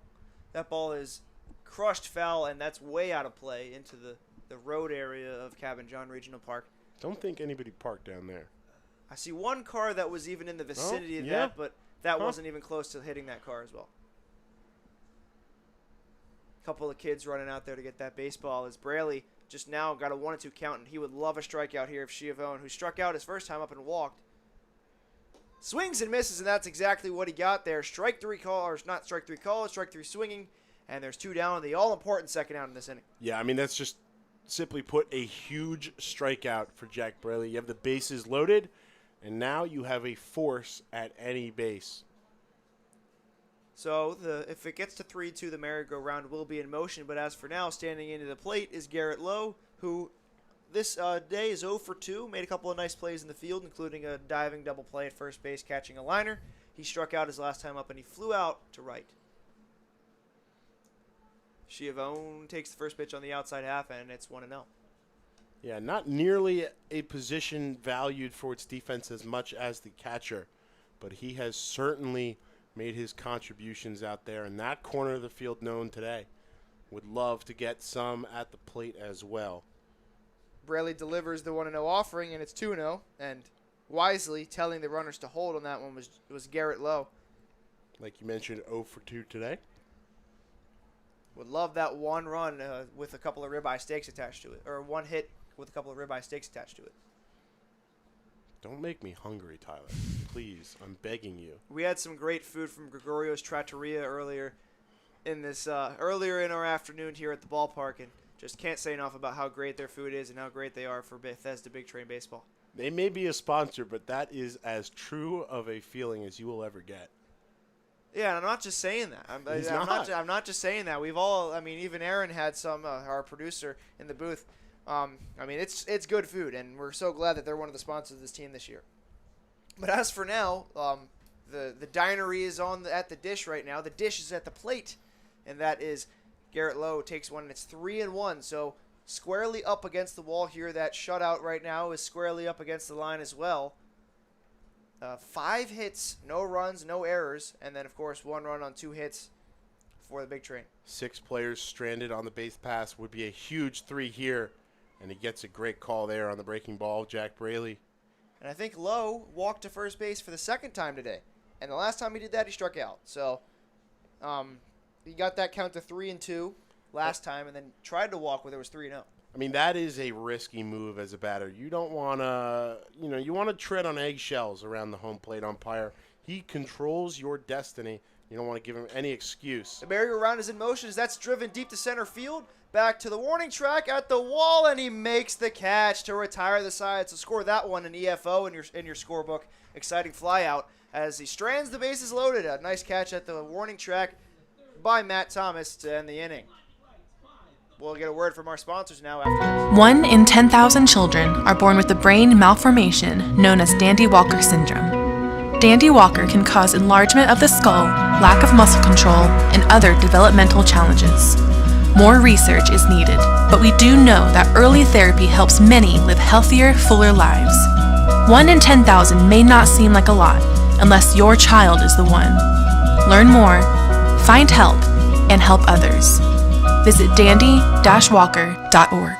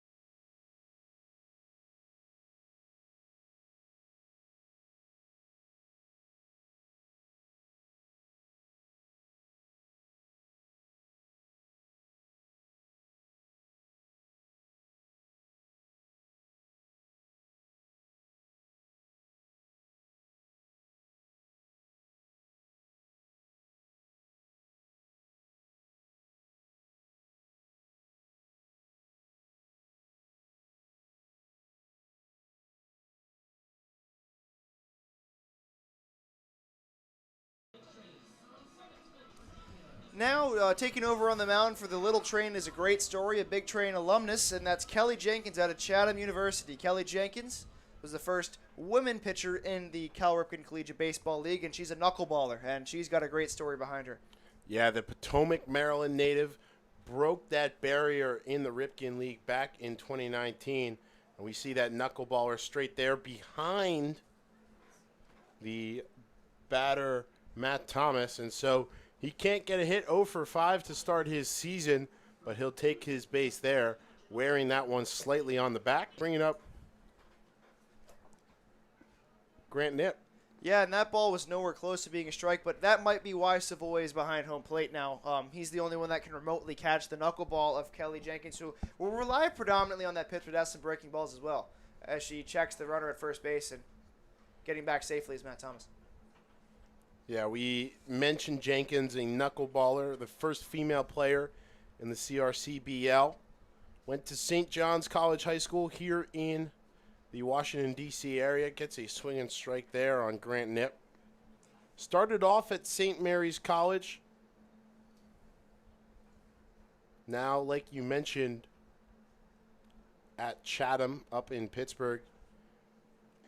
And Big Train manager Sal Colangelo has praised her for her confidence and poise when she's on the mound. Again, a late summer call-up back in 2019.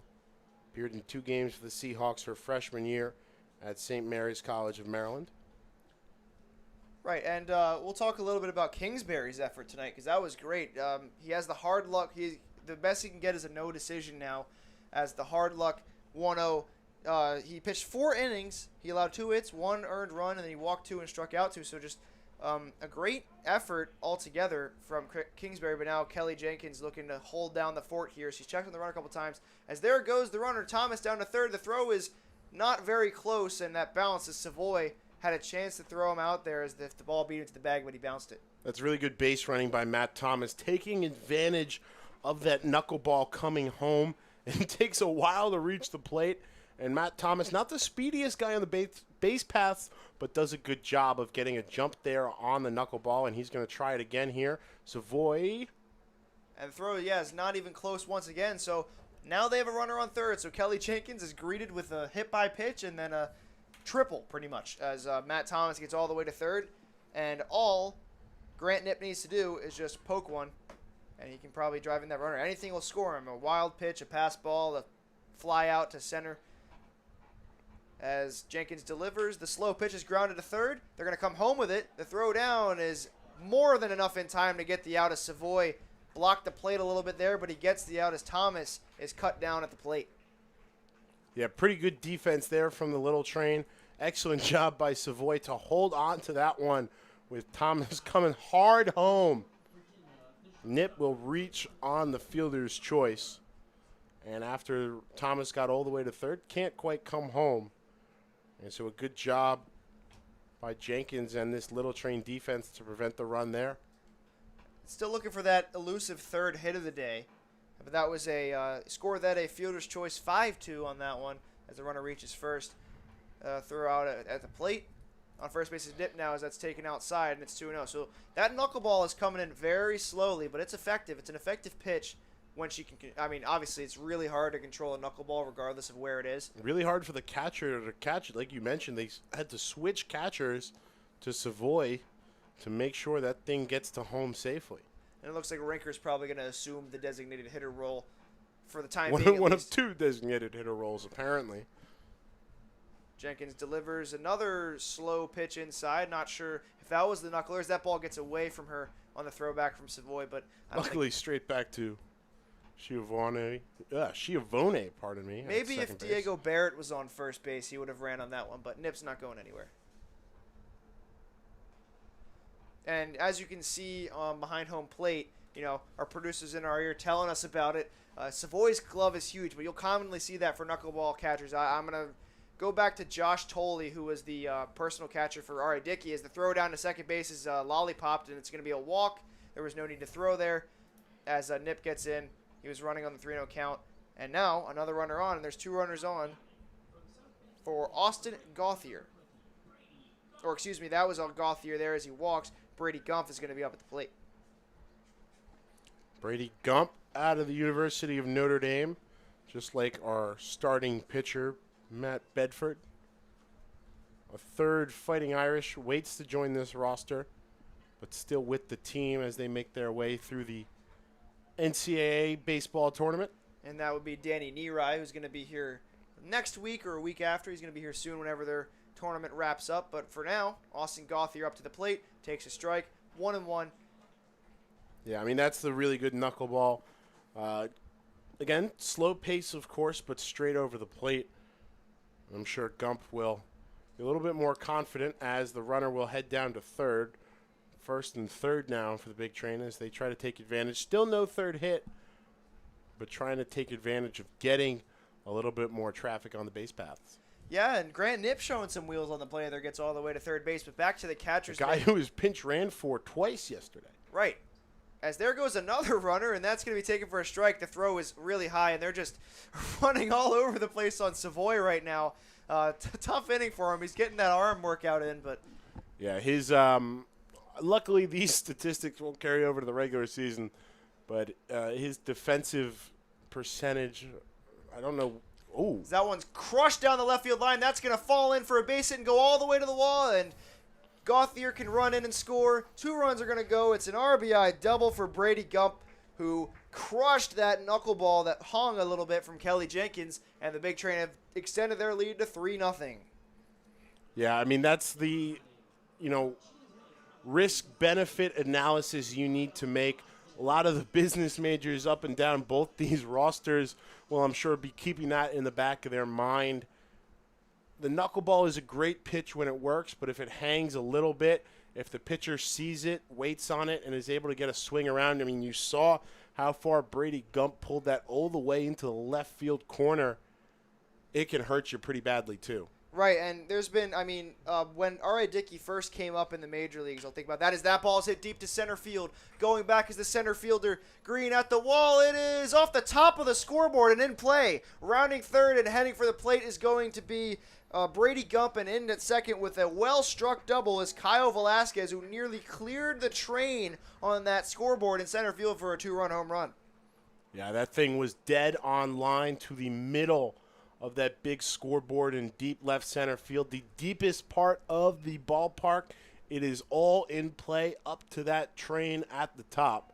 And Velasquez able to bounce it off for a RBI double. And it looks like we'll have a mound visit here. And a pinch hitter. It looks like Ryan Dougherty's going to come up to the plate for the Big Train down at number 22 as they'll talk to Kelly Jenkins. But I'll harken back a bit to R.A. Dickey. Early in his career with this, I believe it was the Texas Rangers, he tied the record for most home runs allowed in a major league game with 6, and that was with all home runs on the knuckleball. But, we saw when it was effective, and that was that 2012 season where he won the Cy Young. His personal catcher, it's pretty effective that year. Yeah, that huge glove. The first knuckleballer to win it, I believe, since one of the Necros, who just patented the use of the knuckleball. Joe Necro did in the major leagues, and Ryan Dougherty is going to stand in. Josh Tolley was his personal catcher, and as you can see, Keith Savoy is wearing that massive catcher's mitt so they can try to take off the burden of these passed balls and chances, because the knuckleball can dance all over the place. But now Ryan Dougherty standing in now as he chops that one down the left field line and foul. Dougherty listed as a pitcher out of St. Mary's of California, second straight batter from St. Mary's of California. Of course, the man standing on second with the RBI double there, Kyle Velasquez. Velasquez nearly went yard as that ball almost cleared the scoreboard. He's going to run, and that ball's going to get to the backstop, and Velasquez an easy stolen base there. What more can happen in this inning against Kelly Jenkins?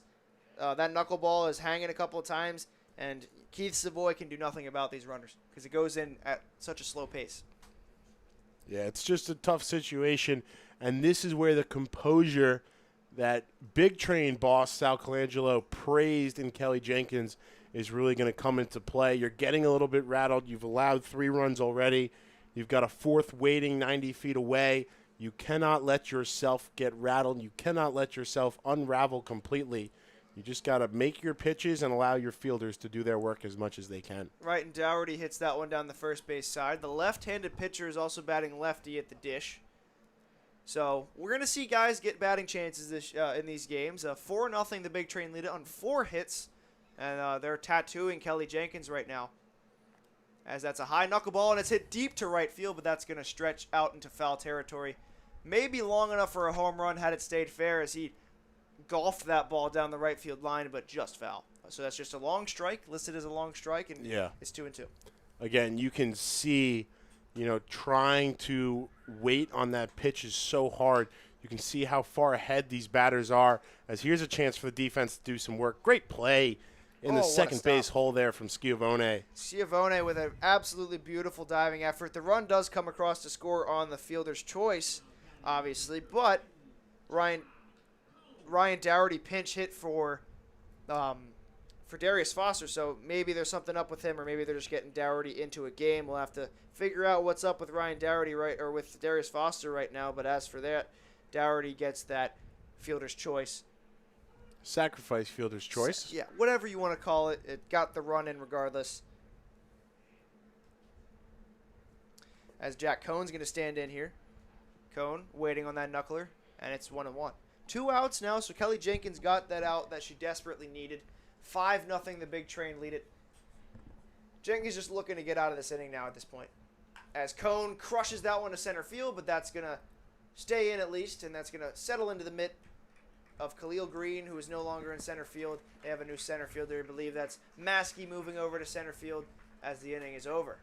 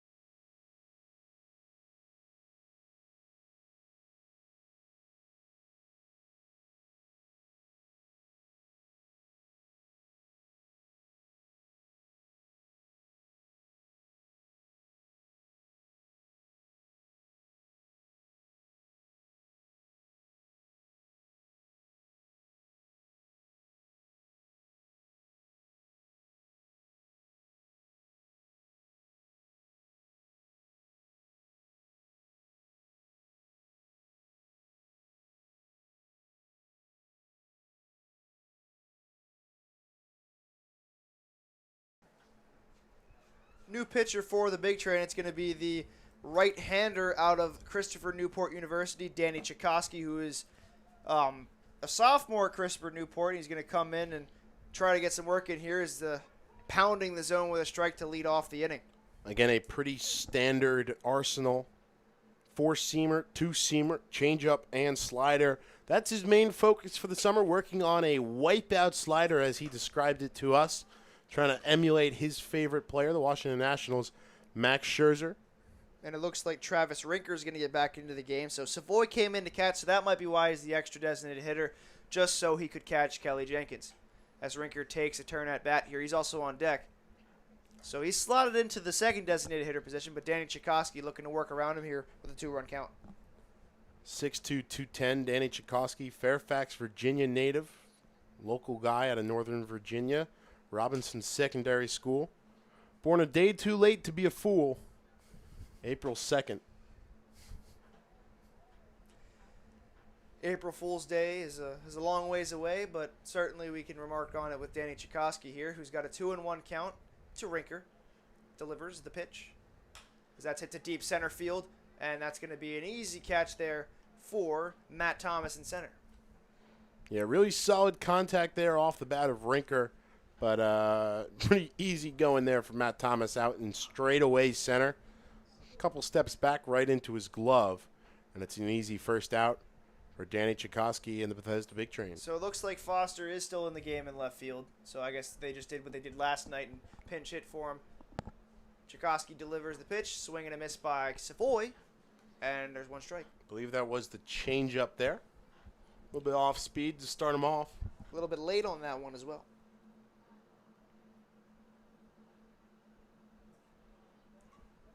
Chikowski, real simple mechanics, just pure out of the windup, straight up little leg kick and straight to home. Nothing too complicated, nothing too, over complicated. Just simple arms up, down, kick, boom. as he takes There's the break. the curveball. That's that. Or slider, I guess. That's that wipeout slider that he really desperately wants to work on this season. He told us about it, and it's a 2-1 count to Keith Savoy. That thing certainly had a lot of break on it. Interesting to see him go to that in a 1-1 count. And that's fouled back towards us, but into the screen for the second strike. Yeah, I don't know if that one would have reached our booth. Probably a little too far to the right, maybe towards either the visitors' booth or general manager Chris Rogers' office over there. Visitors' booth, which is unoccupied at the moment. Storage facility at the present time. But once they come back for games, that's hit into foul territory. Hoping for a play as the first baseman, and he does. He makes the catch. Nolan Shawneel with a beautiful play in foul territory, mimicking the play that Garrett Lowe made in the earlier innings of this one, and just a nice play reaching into the screen for the first out. No fear there from Nolan Shawneel. He's acclimated quickly to his new home over there at first base here at Povich Field. That can really be tough for a fielder when they come to a new ballpark or when you're on the road traveling, trying to get used to the dimensions, especially at a position like first or third base where you're going to be working a little bit in foul territory, and you got to try to judge pretty quickly how far you have to run, especially on a warning track like this, gravel, not dirt, where it can't be very kind to your knees if you have to go to the ground. Right, and now Chikowski's got a 2-0 count quickly to Leo Rivera, the high schooler. There's a strike. Good frame job once again by Grant Nipp. We'll be talking about that all season long, no doubt. This takes that one there, and it's 2-1. It's Leo Rivera out of Whitman High School nearby. Outside 3-1 now to the high schooler.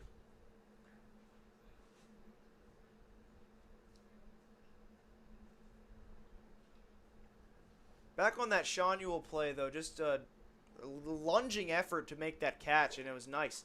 I mean, all you can say about that is the count runs full and the swing and a miss by Leo Rivera. Yep. Good effort to track it. You know, dying light here, maybe perhaps looking into this light tower to our left. Can't always be easy. As a swing and a miss, strike three, and we'll get back on your point when we get back from this. Yeah, but nothing for now, more to say on that. A strikeout to end the inning. 1-2-3 for Danny Chikowski in his first inning of work this summer. We'll see you when we come back for the bottom half of the sixth.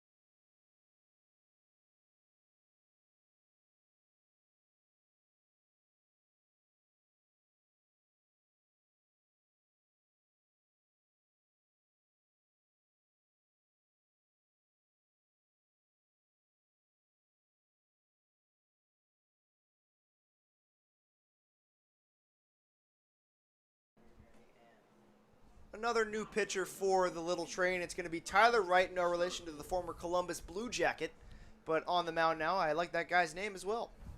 Standing in at the plate is going to be Nolan Shawneel, who made a beautiful effort to catch a foul ball last inning.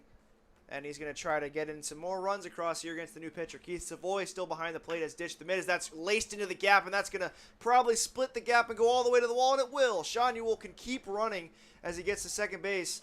Stand up double him to lead off the inning. Yeah, it looked like Maskey or whoever it is out in right now completely lost his hat in pursuit of that ball.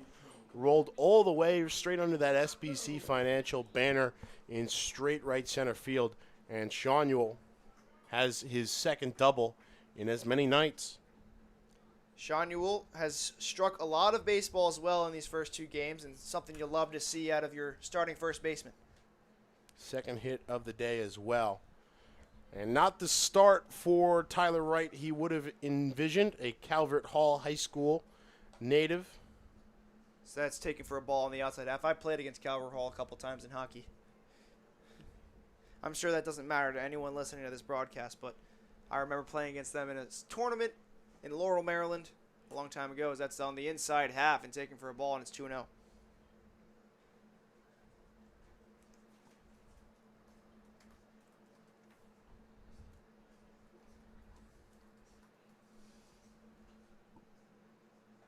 Out of the stretch again with a runner on second.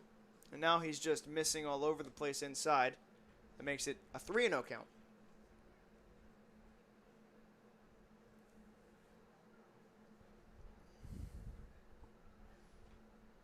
Rocco Pepe up to the dish, and he takes a 4-pitch walk. And now there's 2 runners on. So setting up the double play here potentially for Matt Thomas. Even a triple play. Maybe even a triple play. That would be something special to see. And I think that's a social clip waiting to happen. Fastball, changeup, and breaking ball for Tyler Wilson. Sitting right around 80 miles per hour coming out of high school. Probably has that velo up a little bit, but not the hardest thrower. He delivers here, and another up and in pitch, and that's 5 consecutive balls. If they were at Texas A&M, they'd be letting him hear it right now. But for now, it's a quiet crowd in Bethesda who have settled into a nice one. Maybe not as much fans as we had yesterday, but we were informed yesterday that a former Nationals pitcher was in the stands, Gio Gonzalez, former 20-game winners. That's popped way up in the infield, and that should be that they call an infield fly rule in the infield, and that settles into the mitt of the second baseman, Schiavone, for the first out. Matt Thomas just can't buy a hit. It happens. It happens to the best of them. I know guys like, Cameron Maben went 0 for 28 to start his Mets career. Jared Kelenic is in an 0 for 35 stretch for the Mariners right now, or was yesterday at least. Just a haven't looked at the Mariners box score. Sorry about that. Top prospect for the Mariners. Came over from the Mets in that Edwin Diaz trade. So now it's Grant Knipp, who has singled and grounded into a fielder's choice, but came around to scores. The runner goes to third. Savoy's not even going to try to throw him there. And Shawneel is on at third base with 1 out. Sacrifice fly situation beckons. Yeah, so, this is the interesting. We've seen that already. We saw it the last inning. I think it might have been Knipp as well. It might have been Knipp, rather. So that's crushed to center field. May not be deep enough to get out, as settling under that one's going to be Khalil Green to get the second out. F8 on your scorecards if you're scoring at home. And set up perfectly by you. Sacrifice fly brings Nolan Shawneel home for the 6th run of the game for Big Train. And as I was saying, it doesn't really matter anymore, but that is a scenario where a double steal might be on. 2 runners on. You got the runner with an easy jump to third, maybe perhaps waiting to see if the throw comes down before you send the first base runner. But in that scenario, you also have a possibility of, if you send the runner from first to second after the runner gets to third safely, you can perhaps try to send the runner home on the throw down to second. Perhaps a generous call there for Austin Gauthier. Gets a ball to start off his at-bat. Like we mentioned before, Gauthier was at Hofstra, graduated from there, and now is in the grad transfer portal. Takes one for a strike on the outside half. Trying to take advantage of the extra year afforded by the NCAA to athletes who lost that season in the spring of 2020. There's another ball, and it's a 2-1 count. Gauthier at the dish today is 0 for 1. He lined into that sparkling double play turned by the first baseman Lowe. career 285 hitter at Hofstra, but a really sensational 2021 season for him. 338 in 38 games started, 36 runs scored, 45 hits, a triple, 7 home runs, 22 RBIs, and a sparkling .617 slugging percentage. The runner goes as Gauthier hits it deep to center field. Going back is Green, and he makes an over-the-shoulder catch. Shades of Juan Lagares out there in center field. Makes a beautiful catch, Khalil Green. Maybe not something his shortstop counterpart in the majors could have done, but that'll do it for the big train in the 7th inning, or in the bottom of the 6th. Still 6-1 or 6-0 now as a run comes across the score. 1 in 10,000 children are born with a brain malformation known as Dandy Walker syndrome. Dandy Walker can cause enlargement of the skull, lack of muscle control, and other developmental challenges. More research is needed, but we do know that early therapy helps many live healthier, fuller lives. 1 in 10,000 may not seem like a lot unless your child is the one. Learn more, find help, and help others. Visit dandy-walker.org.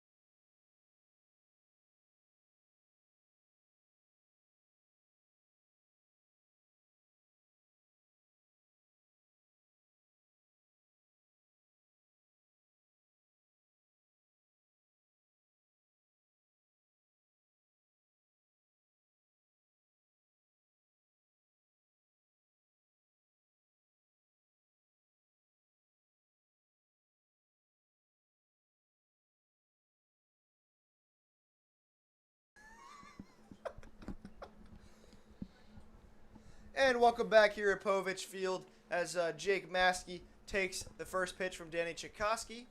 We're underway here in the inning. Here's the pitch. He hits that one. He charges that one straight up into the air, and that's going to be an easy play there for Gauthier at short for the first out. 1 away. Pretty routine pop-up there to Gauthier. He's had a much easier day on defense than a couple botched plays yesterday. Really settled in nicely, making the jump over from short. I guess too short from second, rather. Chikowski gets a quick out to work with, and here's Jacob Pryor, who fouls that one back into the screen for the first strike. And a nice catch there, or almost catch by Keith Savoy, or excuse me, Donovan Teal in the on-deck circle. Got to keep that head on a swivel. It would have been great if it was Savoy, because he's the catcher, and I could have made a play on that. But nope, it was Donovan Teal, the left fielder. You could have praised his defensive savvy from Savoy. So that little split stance Nip goes into that he refers to often. He goes into that, but the pitch is nowhere close, and it's 1-1. And it looks like we had a pitcher up in the bullpen for the little train, but he sat down. And that Southpaw Todd Murphy. Maybe already ready to come in when we reach the bottom of the 7th. Or maybe he just knows he's going to get a little extra time to stretch between these 2 half innings. Out of BCC Essex. Baltimore County Community College is what I believe that stands for. Not the BCC Little Train, though. No. As Pryor is at the dish, and he's got a 2-2 count now. Chikowski looking to get around him here with those yellow trim shoes. Ooh. As a half swing, did he go around? The first base umpire, field umpire Greg Hewitt says no, and the count runs full. Yeah, underrated might be the amount of work Greg Hewitt gets. We've seen him, I think, for the most part today between shortstop and the second base bag. Of course, straight down the first base line right now. He's moving all over the field. And there's ball 4 to Jacob Pryor. So Chikowski got that quick out, but Pryor reaches, and Donovan Teal will try to get the runner coming around as the little train desperately try to fight back into this game. Trying to avoid the duck here. And duck on the pond now. Chikowski sets his glove and throws as that is stroked down the first base line for a foul ball.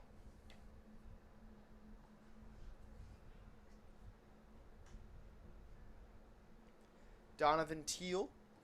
0 for 2 today. Yeah, 0 for 2 at the plate. Teal out of USC Aiken, as we mentioned before, down in South Carolina, the Aiken campus of South Carolina. Not USC in California, I believe. So that's ugly swing there from Donovan Teal, excuse me. Didn't have a chance to get that one as he went about halfway around and realized his mistake. Yeah, it looks like he was maybe choked up a little bit there. Green taped barrel of his black bat. Waving slightly now. Chikowski delivers and a swing and a miss, or did that foul off? I think he got a piece of that off the handle. I think they're going to call him out. Or the Kiewit and Slosik will confer now, and they're going to say... I think it hit off either the umpire or the catcher, and they're just trying to get a second to catch the breath. Or maybe even the hitter. One of them. One of the three. One of those people that's behind home plate right now. Somebody in that general vicinity. Have to be right at that point. A runner rounds a person takes 3 left turns and arrives home to find 2 masked men. Who are they? The catcher and the home plate umpire.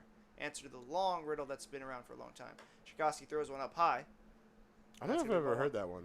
So yeah, it's basically... No, I get it, believe me, but I'm just saying it. I don't know if I've heard that one. It's one that I discovered a couple of years ago, surprisingly, being a baseball fan. But yeah, a man leaves home, takes 3 left turns, arrives back home to find 2 masked men. Who are they? The catcher and the home plate umpire. Teal takes another one on the outside half, and it's 2-2.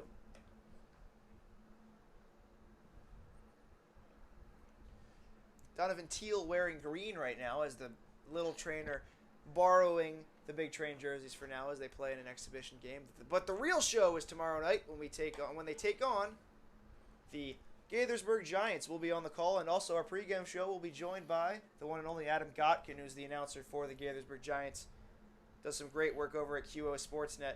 So we're excited to talk to him tomorrow. He's going to be the voice of the Gaithersburg Giants this season.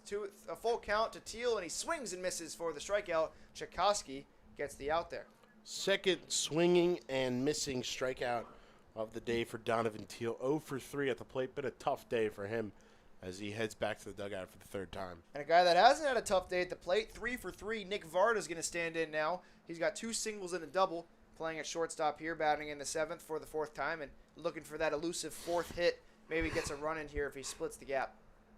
Chikowski delivers the first pitch inside and trying to back him off the plate a little bit.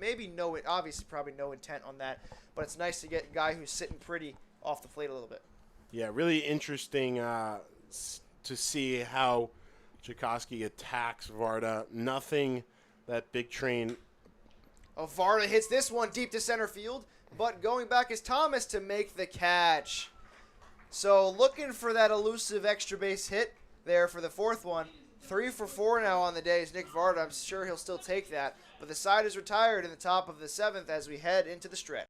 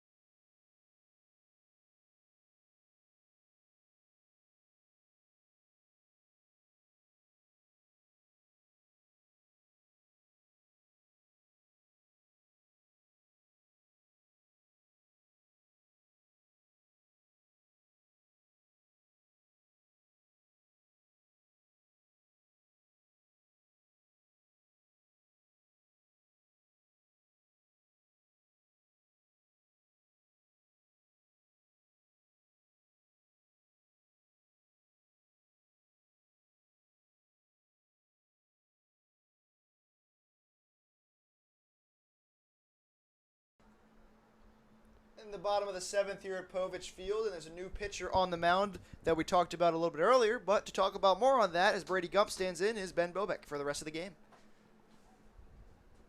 Southpaw Todd Murphy on the bump now as Gump swings at the first pitch. Pops this one down the first base line. Collected by Lowe for the first out of the bottom of the 7th inning.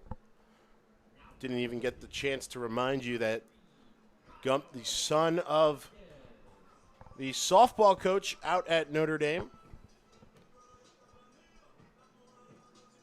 And now it's time for Kyle Velasquez to try to get his second hit of the game. And that first one was well struck. Was able to sit on Jenkins' knuckleball and drive a double into deep left center field off the scoreboard for an RBI double. And Velasquez badly needed that. Not the best outing at the plate for him today. And he's looking to continue to build on that last at-bat. Velasquez nearly cleared the train logo that's on the top of the scoreboard, which we learned is in play earlier on in the training week for the internship, as there's a strike taken. 2-1 to Kyle Velasquez. Like we mentioned, a veteran middle infielder out at St. Mary's of California. .265 batting average this year for the Gales. 40 games started, 35 hits, 9 RBIs, 8 doubles, 8 walks drawn, and 6 for 8. Savoy forgot the count there. Threw the ball around as if it was strike 3, but that was only strike 2, Keith. So here's the 2-2 from Murphy. Kicks and delivers, and swinging through it is Kyle Velasquez for his first strikeout of the day and the first batter rung up by the southpaw Todd Murphy. Also their first strikeout since the 4th inning. The last strikeout, you'd have to go all the way back to Jack Cohn, and back in the 4th, struck out by Kingsbury, one of his 2 strikeouts today.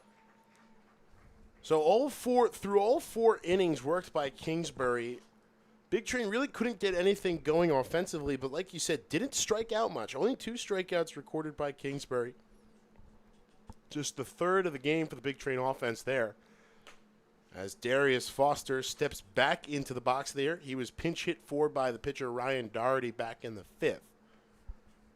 And Foster will get another at-bat here from the left-handed batter's box. Takes ball 1, and now strike 1 rather, to even the count at 1-1. 2 outs now in the bottom of the 7th after the Gump pop out to first and the Velasquez strikeout. 1-1 misses low for ball 2.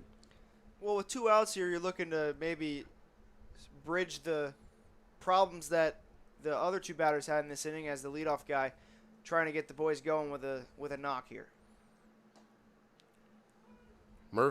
Foster thought about that one, checked his swing, and takes it for strike 2. Send the count even at 2-2.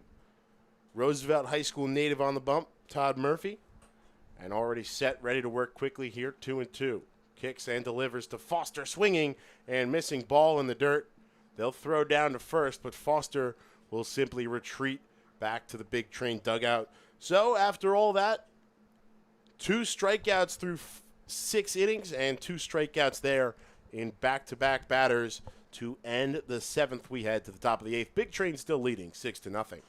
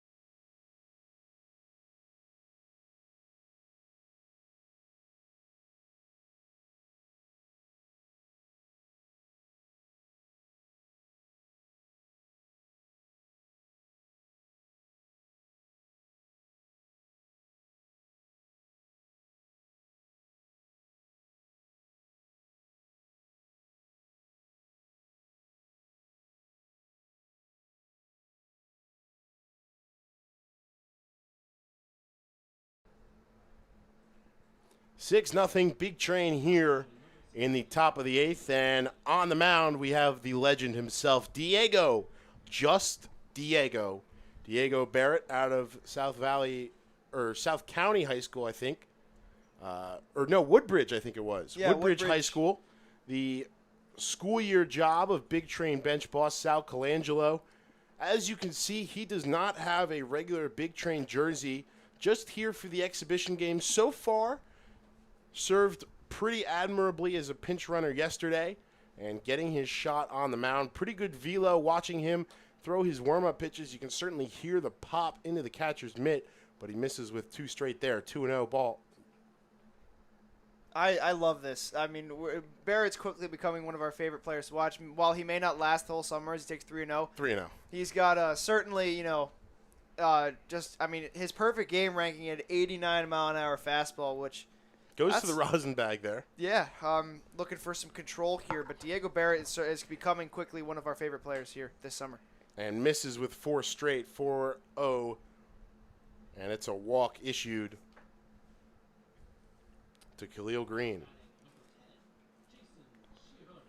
Schiavone stepping into the batter's box now.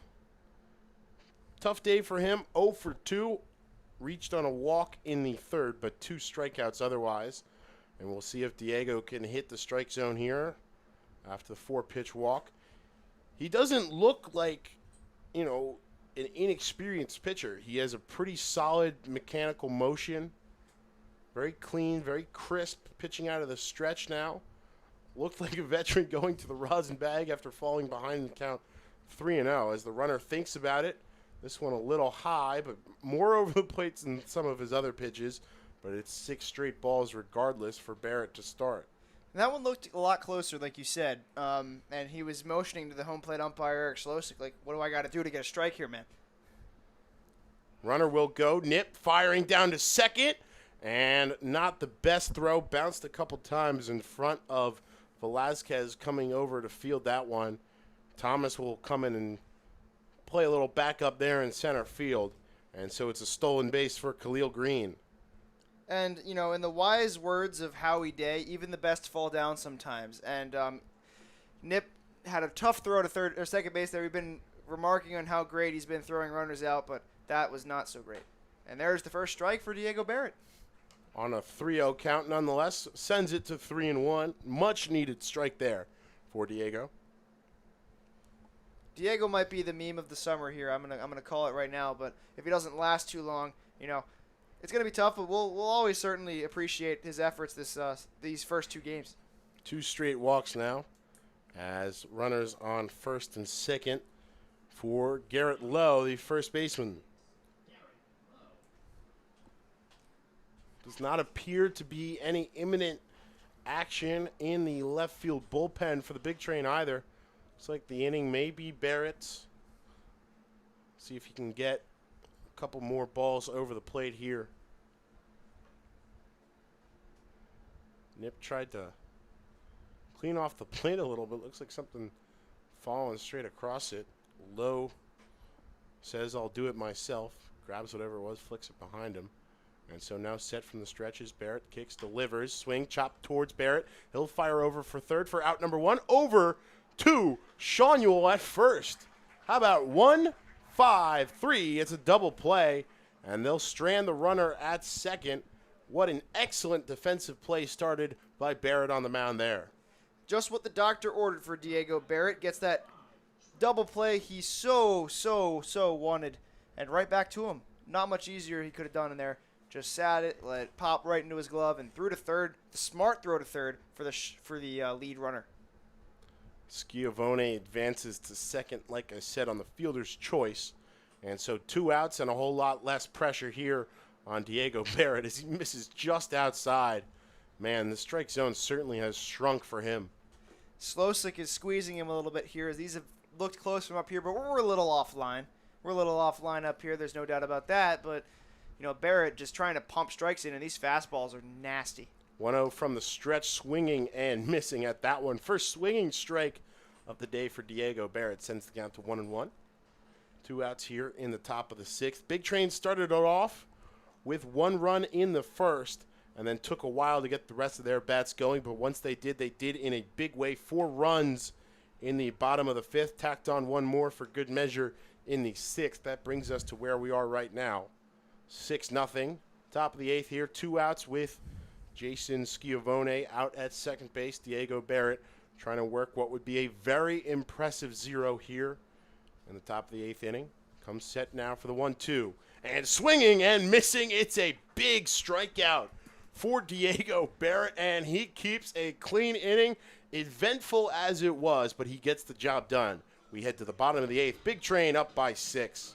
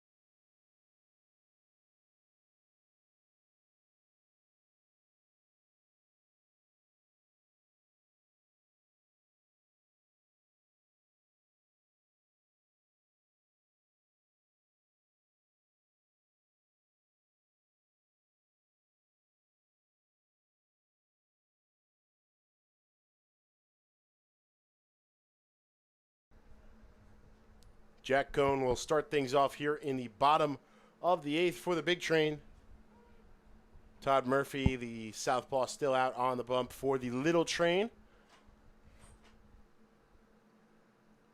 And starts things off with a strike here in the 8th. And this one, breaking ball, just catches the outside edge. 2 straight strikes to Jack Cohn.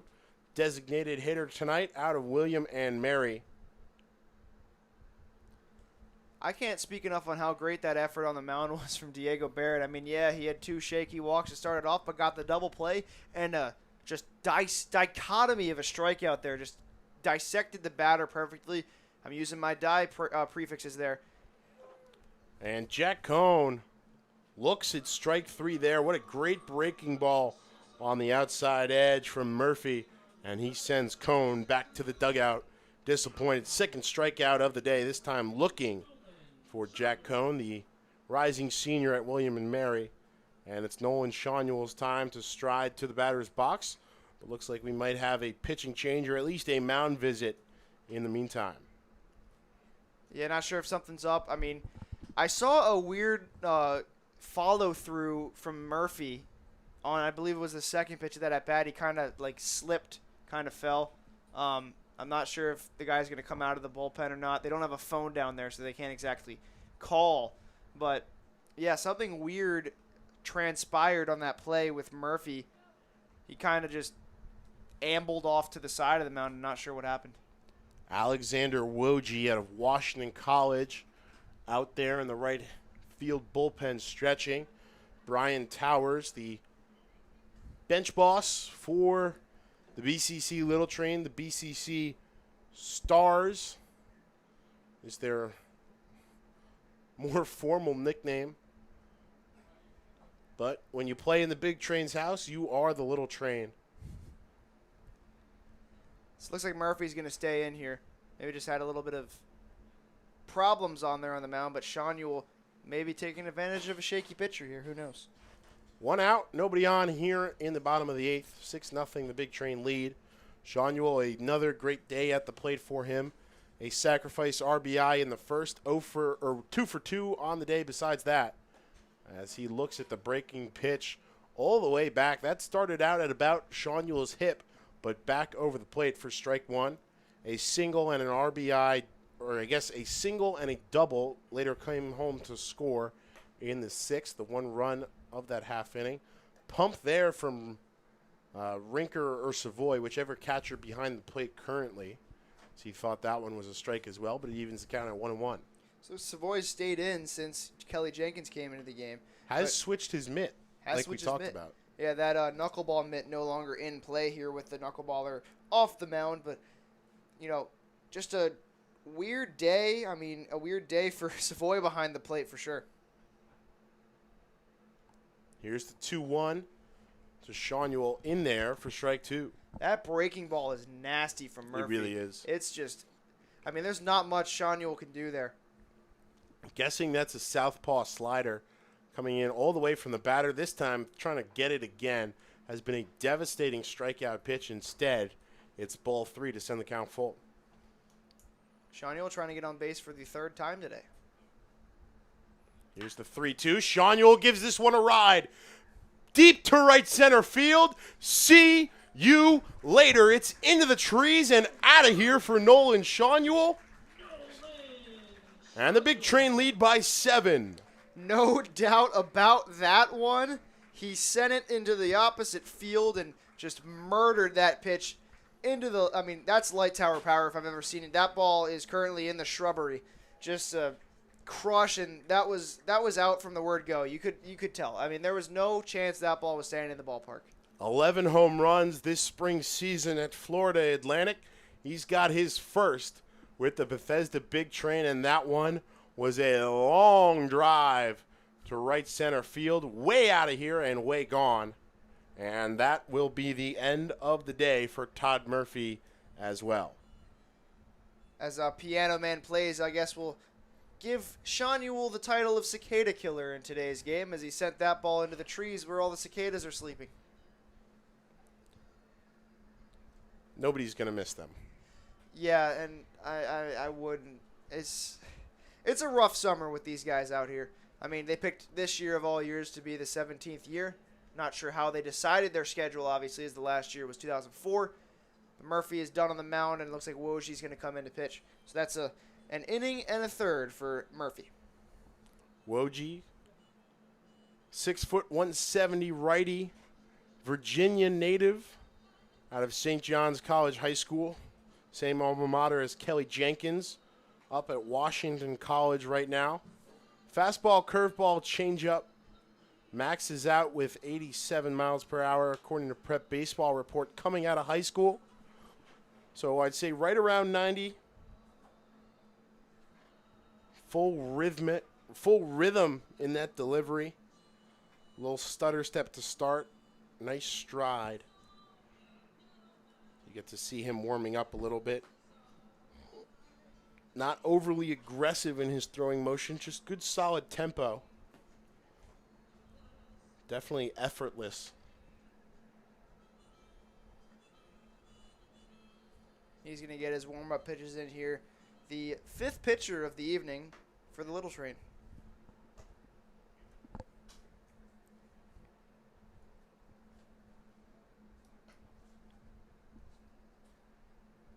Murphy, 1 inning and 1/3.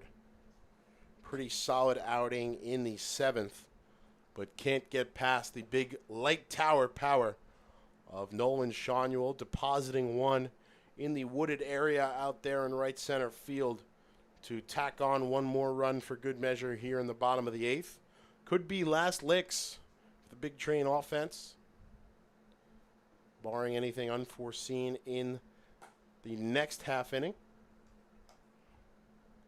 As another man with some devastating power in that bat of his will step to the box. Rocco Pepe, 0 for 2 today, a strikeout, a ground out into a double play, and a walk in the 6th inning. As Woj, despite the warm-up pitches, not quite ready, calls time and wants a quick chat with his catcher. Maybe some miscommunication over the signs. We'll clear things up, and we'll get ready to go here again. 1 out in the bottom of the 8th, a 7-0 Big Train lead. Eric Slosik coming out to break up this party. The powwow, if you will. It's a Chop. Here we go. Come on. Suspended animation on the field as we wait for Woj to deliver his first pitch. Straight up defensive alignment, left center field, right center field, straight up in center. Middle infielders on the outfield grass as this one runs way inside and hits the stomach of Rocco Pepe. It's a free 90. And all that time spent discussing signs, whatever Savoy and Woj were talking about out on the mound, first pitch runs way inside on Rocco Pepe, and he'll wear that one for a free base. Yeah, took all that time just to throw one right on the inside corner, like you said. But Matt Thomas looking to erase that offer right now. And what a way to do it in a lower leverage situation. Garbage time. Absolutely no pressure on the big power hitter, Matt Thomas. Checks his swing on ball 1 there.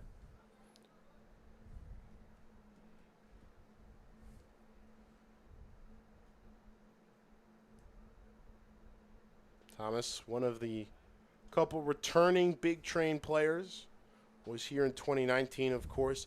Had a huge home run in the last game of 2019 played here at Povich Field. 2019 Cal Ripken Collegiate Summer League Championship game. Big Train trailing by 4 in this inning, the bottom of the 8th.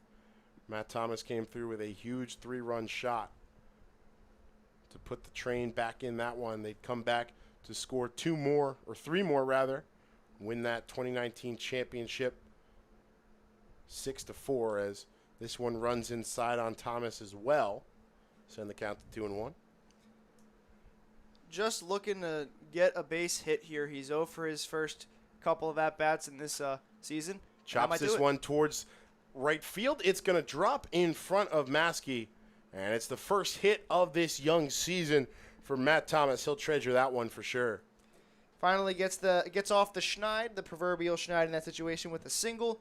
He hit it to the opposite field, hit it off the end of the bat, but you'll take it, a shallow dunker into right field. Nice easy swing, smooth contact there. Move the line for your young catcher, Grant Knipp, stepping into the box now. He's had a busy day as well. Single in the second, caught up in a double play. Field reached on a fielder's choice in the 5th and scored, and had a sacrifice RBI to bring home Nolan Shawneel in the 6th. Another RBI chance with a runner in scoring position, Rocco Pepe down at second base. 1-0, fouled back into the screen, even the count.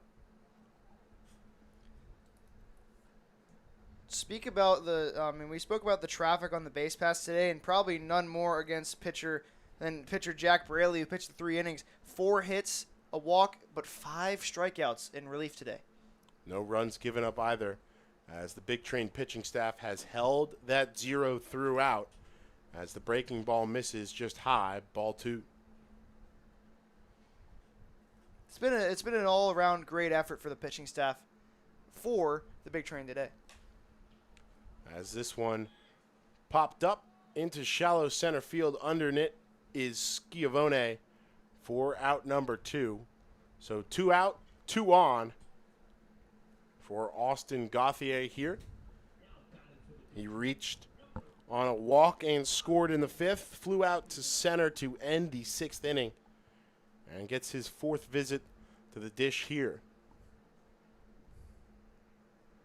And again inside, off the arm of Alexander Woj out on the mound.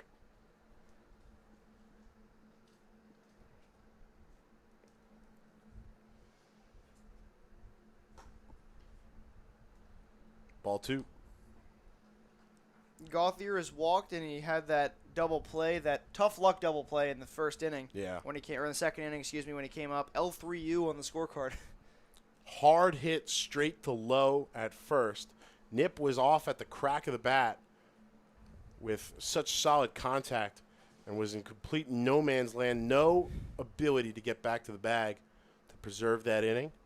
Wonderful play by Lowe down the first base line as Gauthier cracks this one up the middle, flipped over to second. No need to fire over to first for what would be the fourth out of the inning as Gauthier goes 6-4 to end things here in the bottom of the eighth. We head to the top of the ninth. Big Train leading by 7, looking to close this one out strong.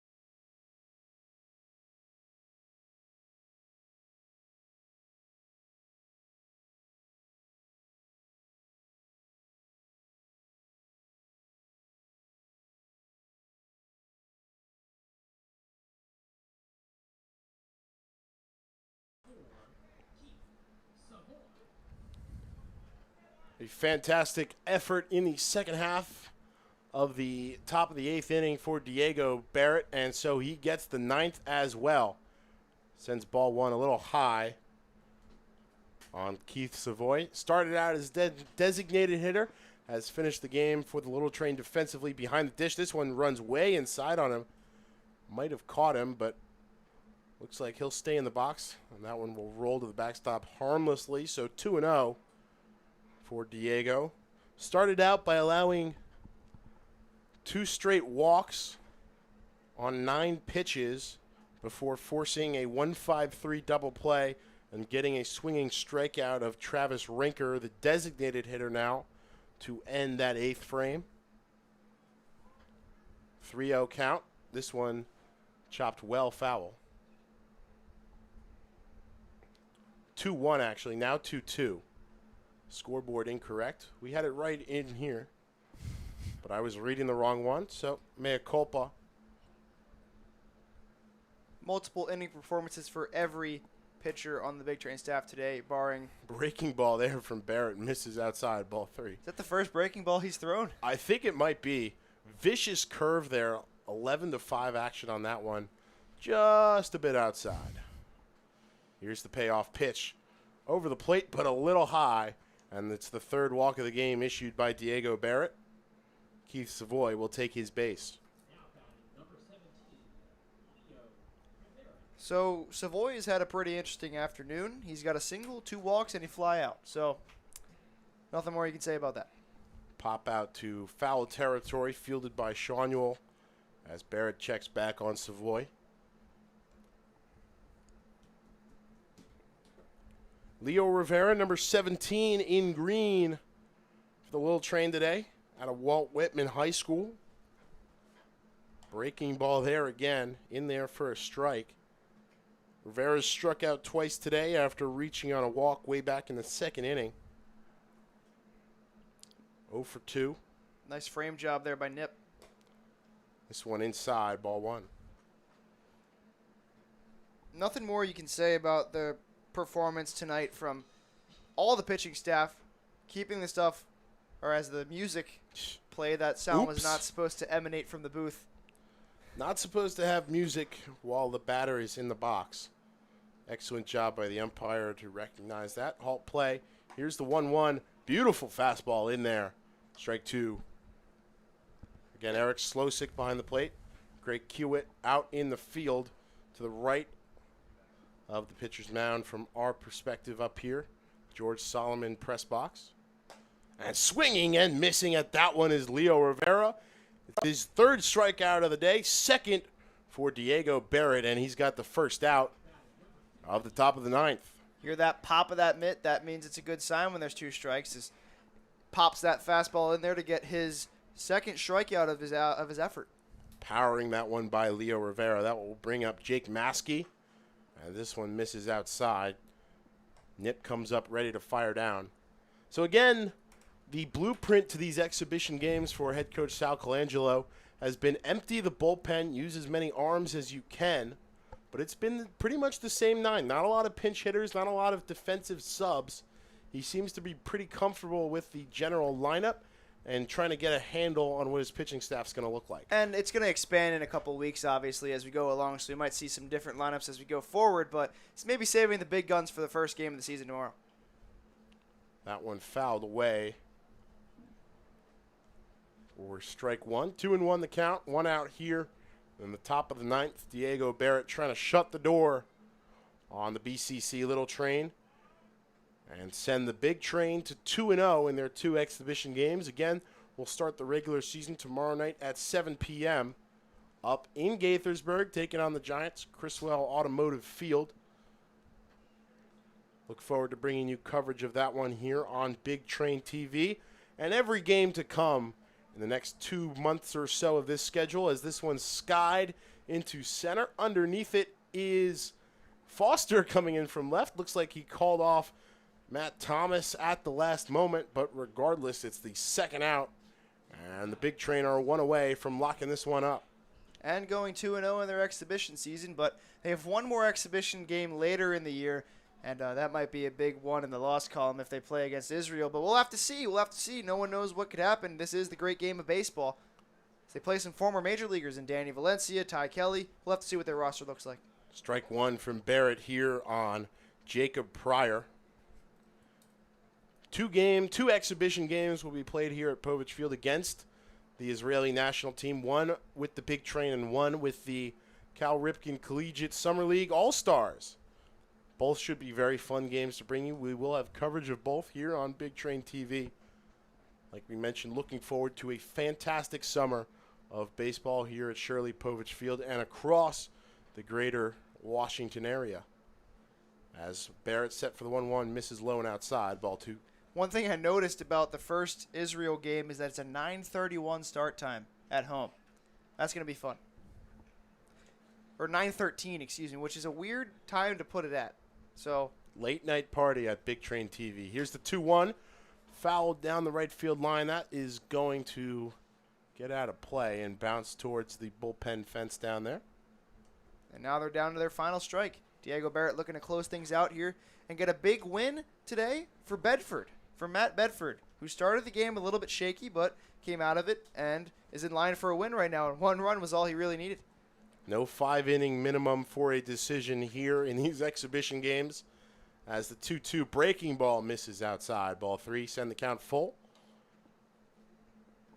Now, are we sure that's the case? It's the case in my book, Tyler, and right now that's all that matters. Because Braley would qualify for the win under normal rules, so we'll have to figure that one out. Here's the 3-2 runner going. Strike 3 called, and that will do it. Diego Barrett gets his 3rd strikeout of the game. It's a punch-out to end it. 7-0. Big Train wraps up their exhibition season in style. Just what a win for this team. 7-0. I mean, we sort of expected a big output from the score tonight, but what more can you say about how good this pitching staff is? No runs allowed, and they didn't allow any hits since I think it was the 5th inning. That was the last hit they allowed, and the last hit they allowed was from none other than Khalil Green. Absolutely. The bullpen closes it out in style. The final line score for the BCC Little Train, No runs on 5 hits, no errors, 9 runners left on base for the victorious Bethesda Big Train. 7 hits, 7 runs, no errors, and just 3 runners left on base for Tyler Gallo. I've been Ben Bobek. Once again, the final score is 7-0 Big Train. Stick with us. We'll get you going home strong with the post-game show and the final score presented by Bethesda Magazine. But first, one more word from our sponsor at the Dandy Walker Alliance. 1 in 10,000 children are born with a brain malformation known as Dandy Walker syndrome. Dandy Walker can cause enlargement of the skull, lack of muscle control, and other developmental challenges. More research is needed, but we do know that early therapy helps many live healthier, fuller lives. 1 in 10,000 may not seem like a lot unless your child is the one. Learn more, find help, and help others. Visit dandy-walker.org.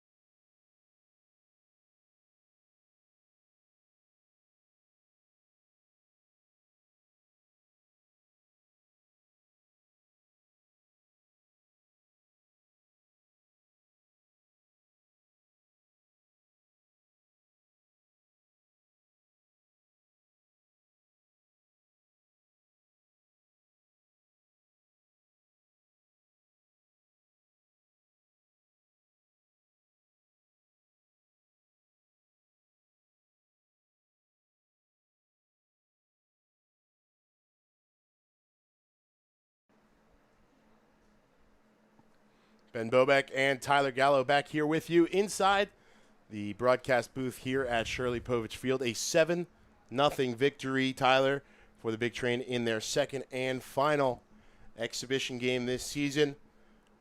First of all, a good win for the Big Train to wrap things up as they get ready for, again, Gaithersburg tomorrow night to open the regular season.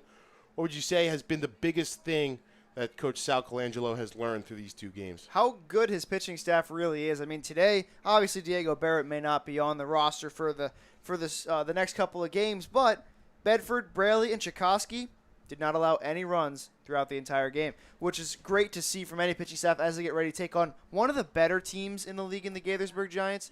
But it's going to be a good thing to have. You have guys you can rely upon, and we'll see the roles that the guys settle into as the year goes along.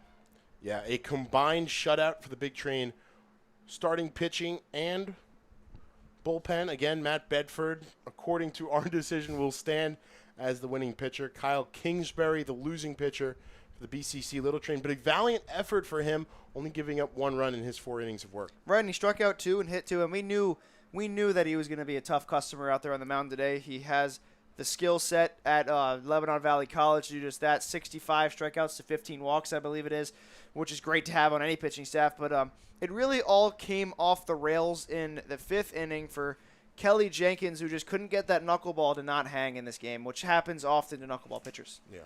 It's a tough call for any knuckleball. We talked about the, sacrifice, basically. Payoff can be really big, but can also hurt you, as it did with that big 4 spot for the Big Train in the bottom of the 5th inning. The offense took a while to wake up, but once it did so in a big way. Like we said, 6 total runs after the 5th inning, from the 5th inning and beyond. Who stands out to you as the best offensive contributor of the day for Bethesda? I got to go with Nolan Shawneel. 3 for 4 today. Was 3/4 of the way to the cycle. Got a single, a double, and a home run. And that home run was absolutely demolished into right field. Just no other pick you can have. And then obviously, on the other side, Nick Varda, 3 for 4, and, didn't have the final hit, but one of the last hits when they had that double hit inning in the 5th inning. But Nick Varda had a 3 for 4 day as well. Just a good effort on both sides, but I'm going to stick with Shawneel as my player for the game. Tyler Gallo, final thoughts on this one. Again, the final score 7-0, a shutout for the Big Train over the BCC Little Train as they wrap up their exhibition schedule. Just a great tune-up heading into the season. Gaithersburg Giants is going to be a tough customer to face off. They saw that with the effort last night against the Silver Spring Tacoma T-Bolts, and they'll have to see what goes on against some tough customers in the Gaithersburg Giants, and we'll be on the call for that one. Should be an exciting start to the regular season tomorrow night. Should be a fantastic summer of baseball throughout the month of June, throughout July, and hopefully into August as we look ahead potentially towards the Cal Ripken League playoffs. Tyler Gallo, Ben Bobick will be here with you all throughout here for Big Train TV. Thanks for joining us tonight. Thanks for persisting through with us. Some technical difficulties last night. Went much better tonight. We look forward to bringing you some great baseball all summer long. We'll see you again tomorrow night. The Big Train open the regular season at 7 p.m. up in Gaithersburg. One more time, the final score, Big Train 7, Little Train nothing. We will see you tomorrow night. That's all from Shirley Povich Field.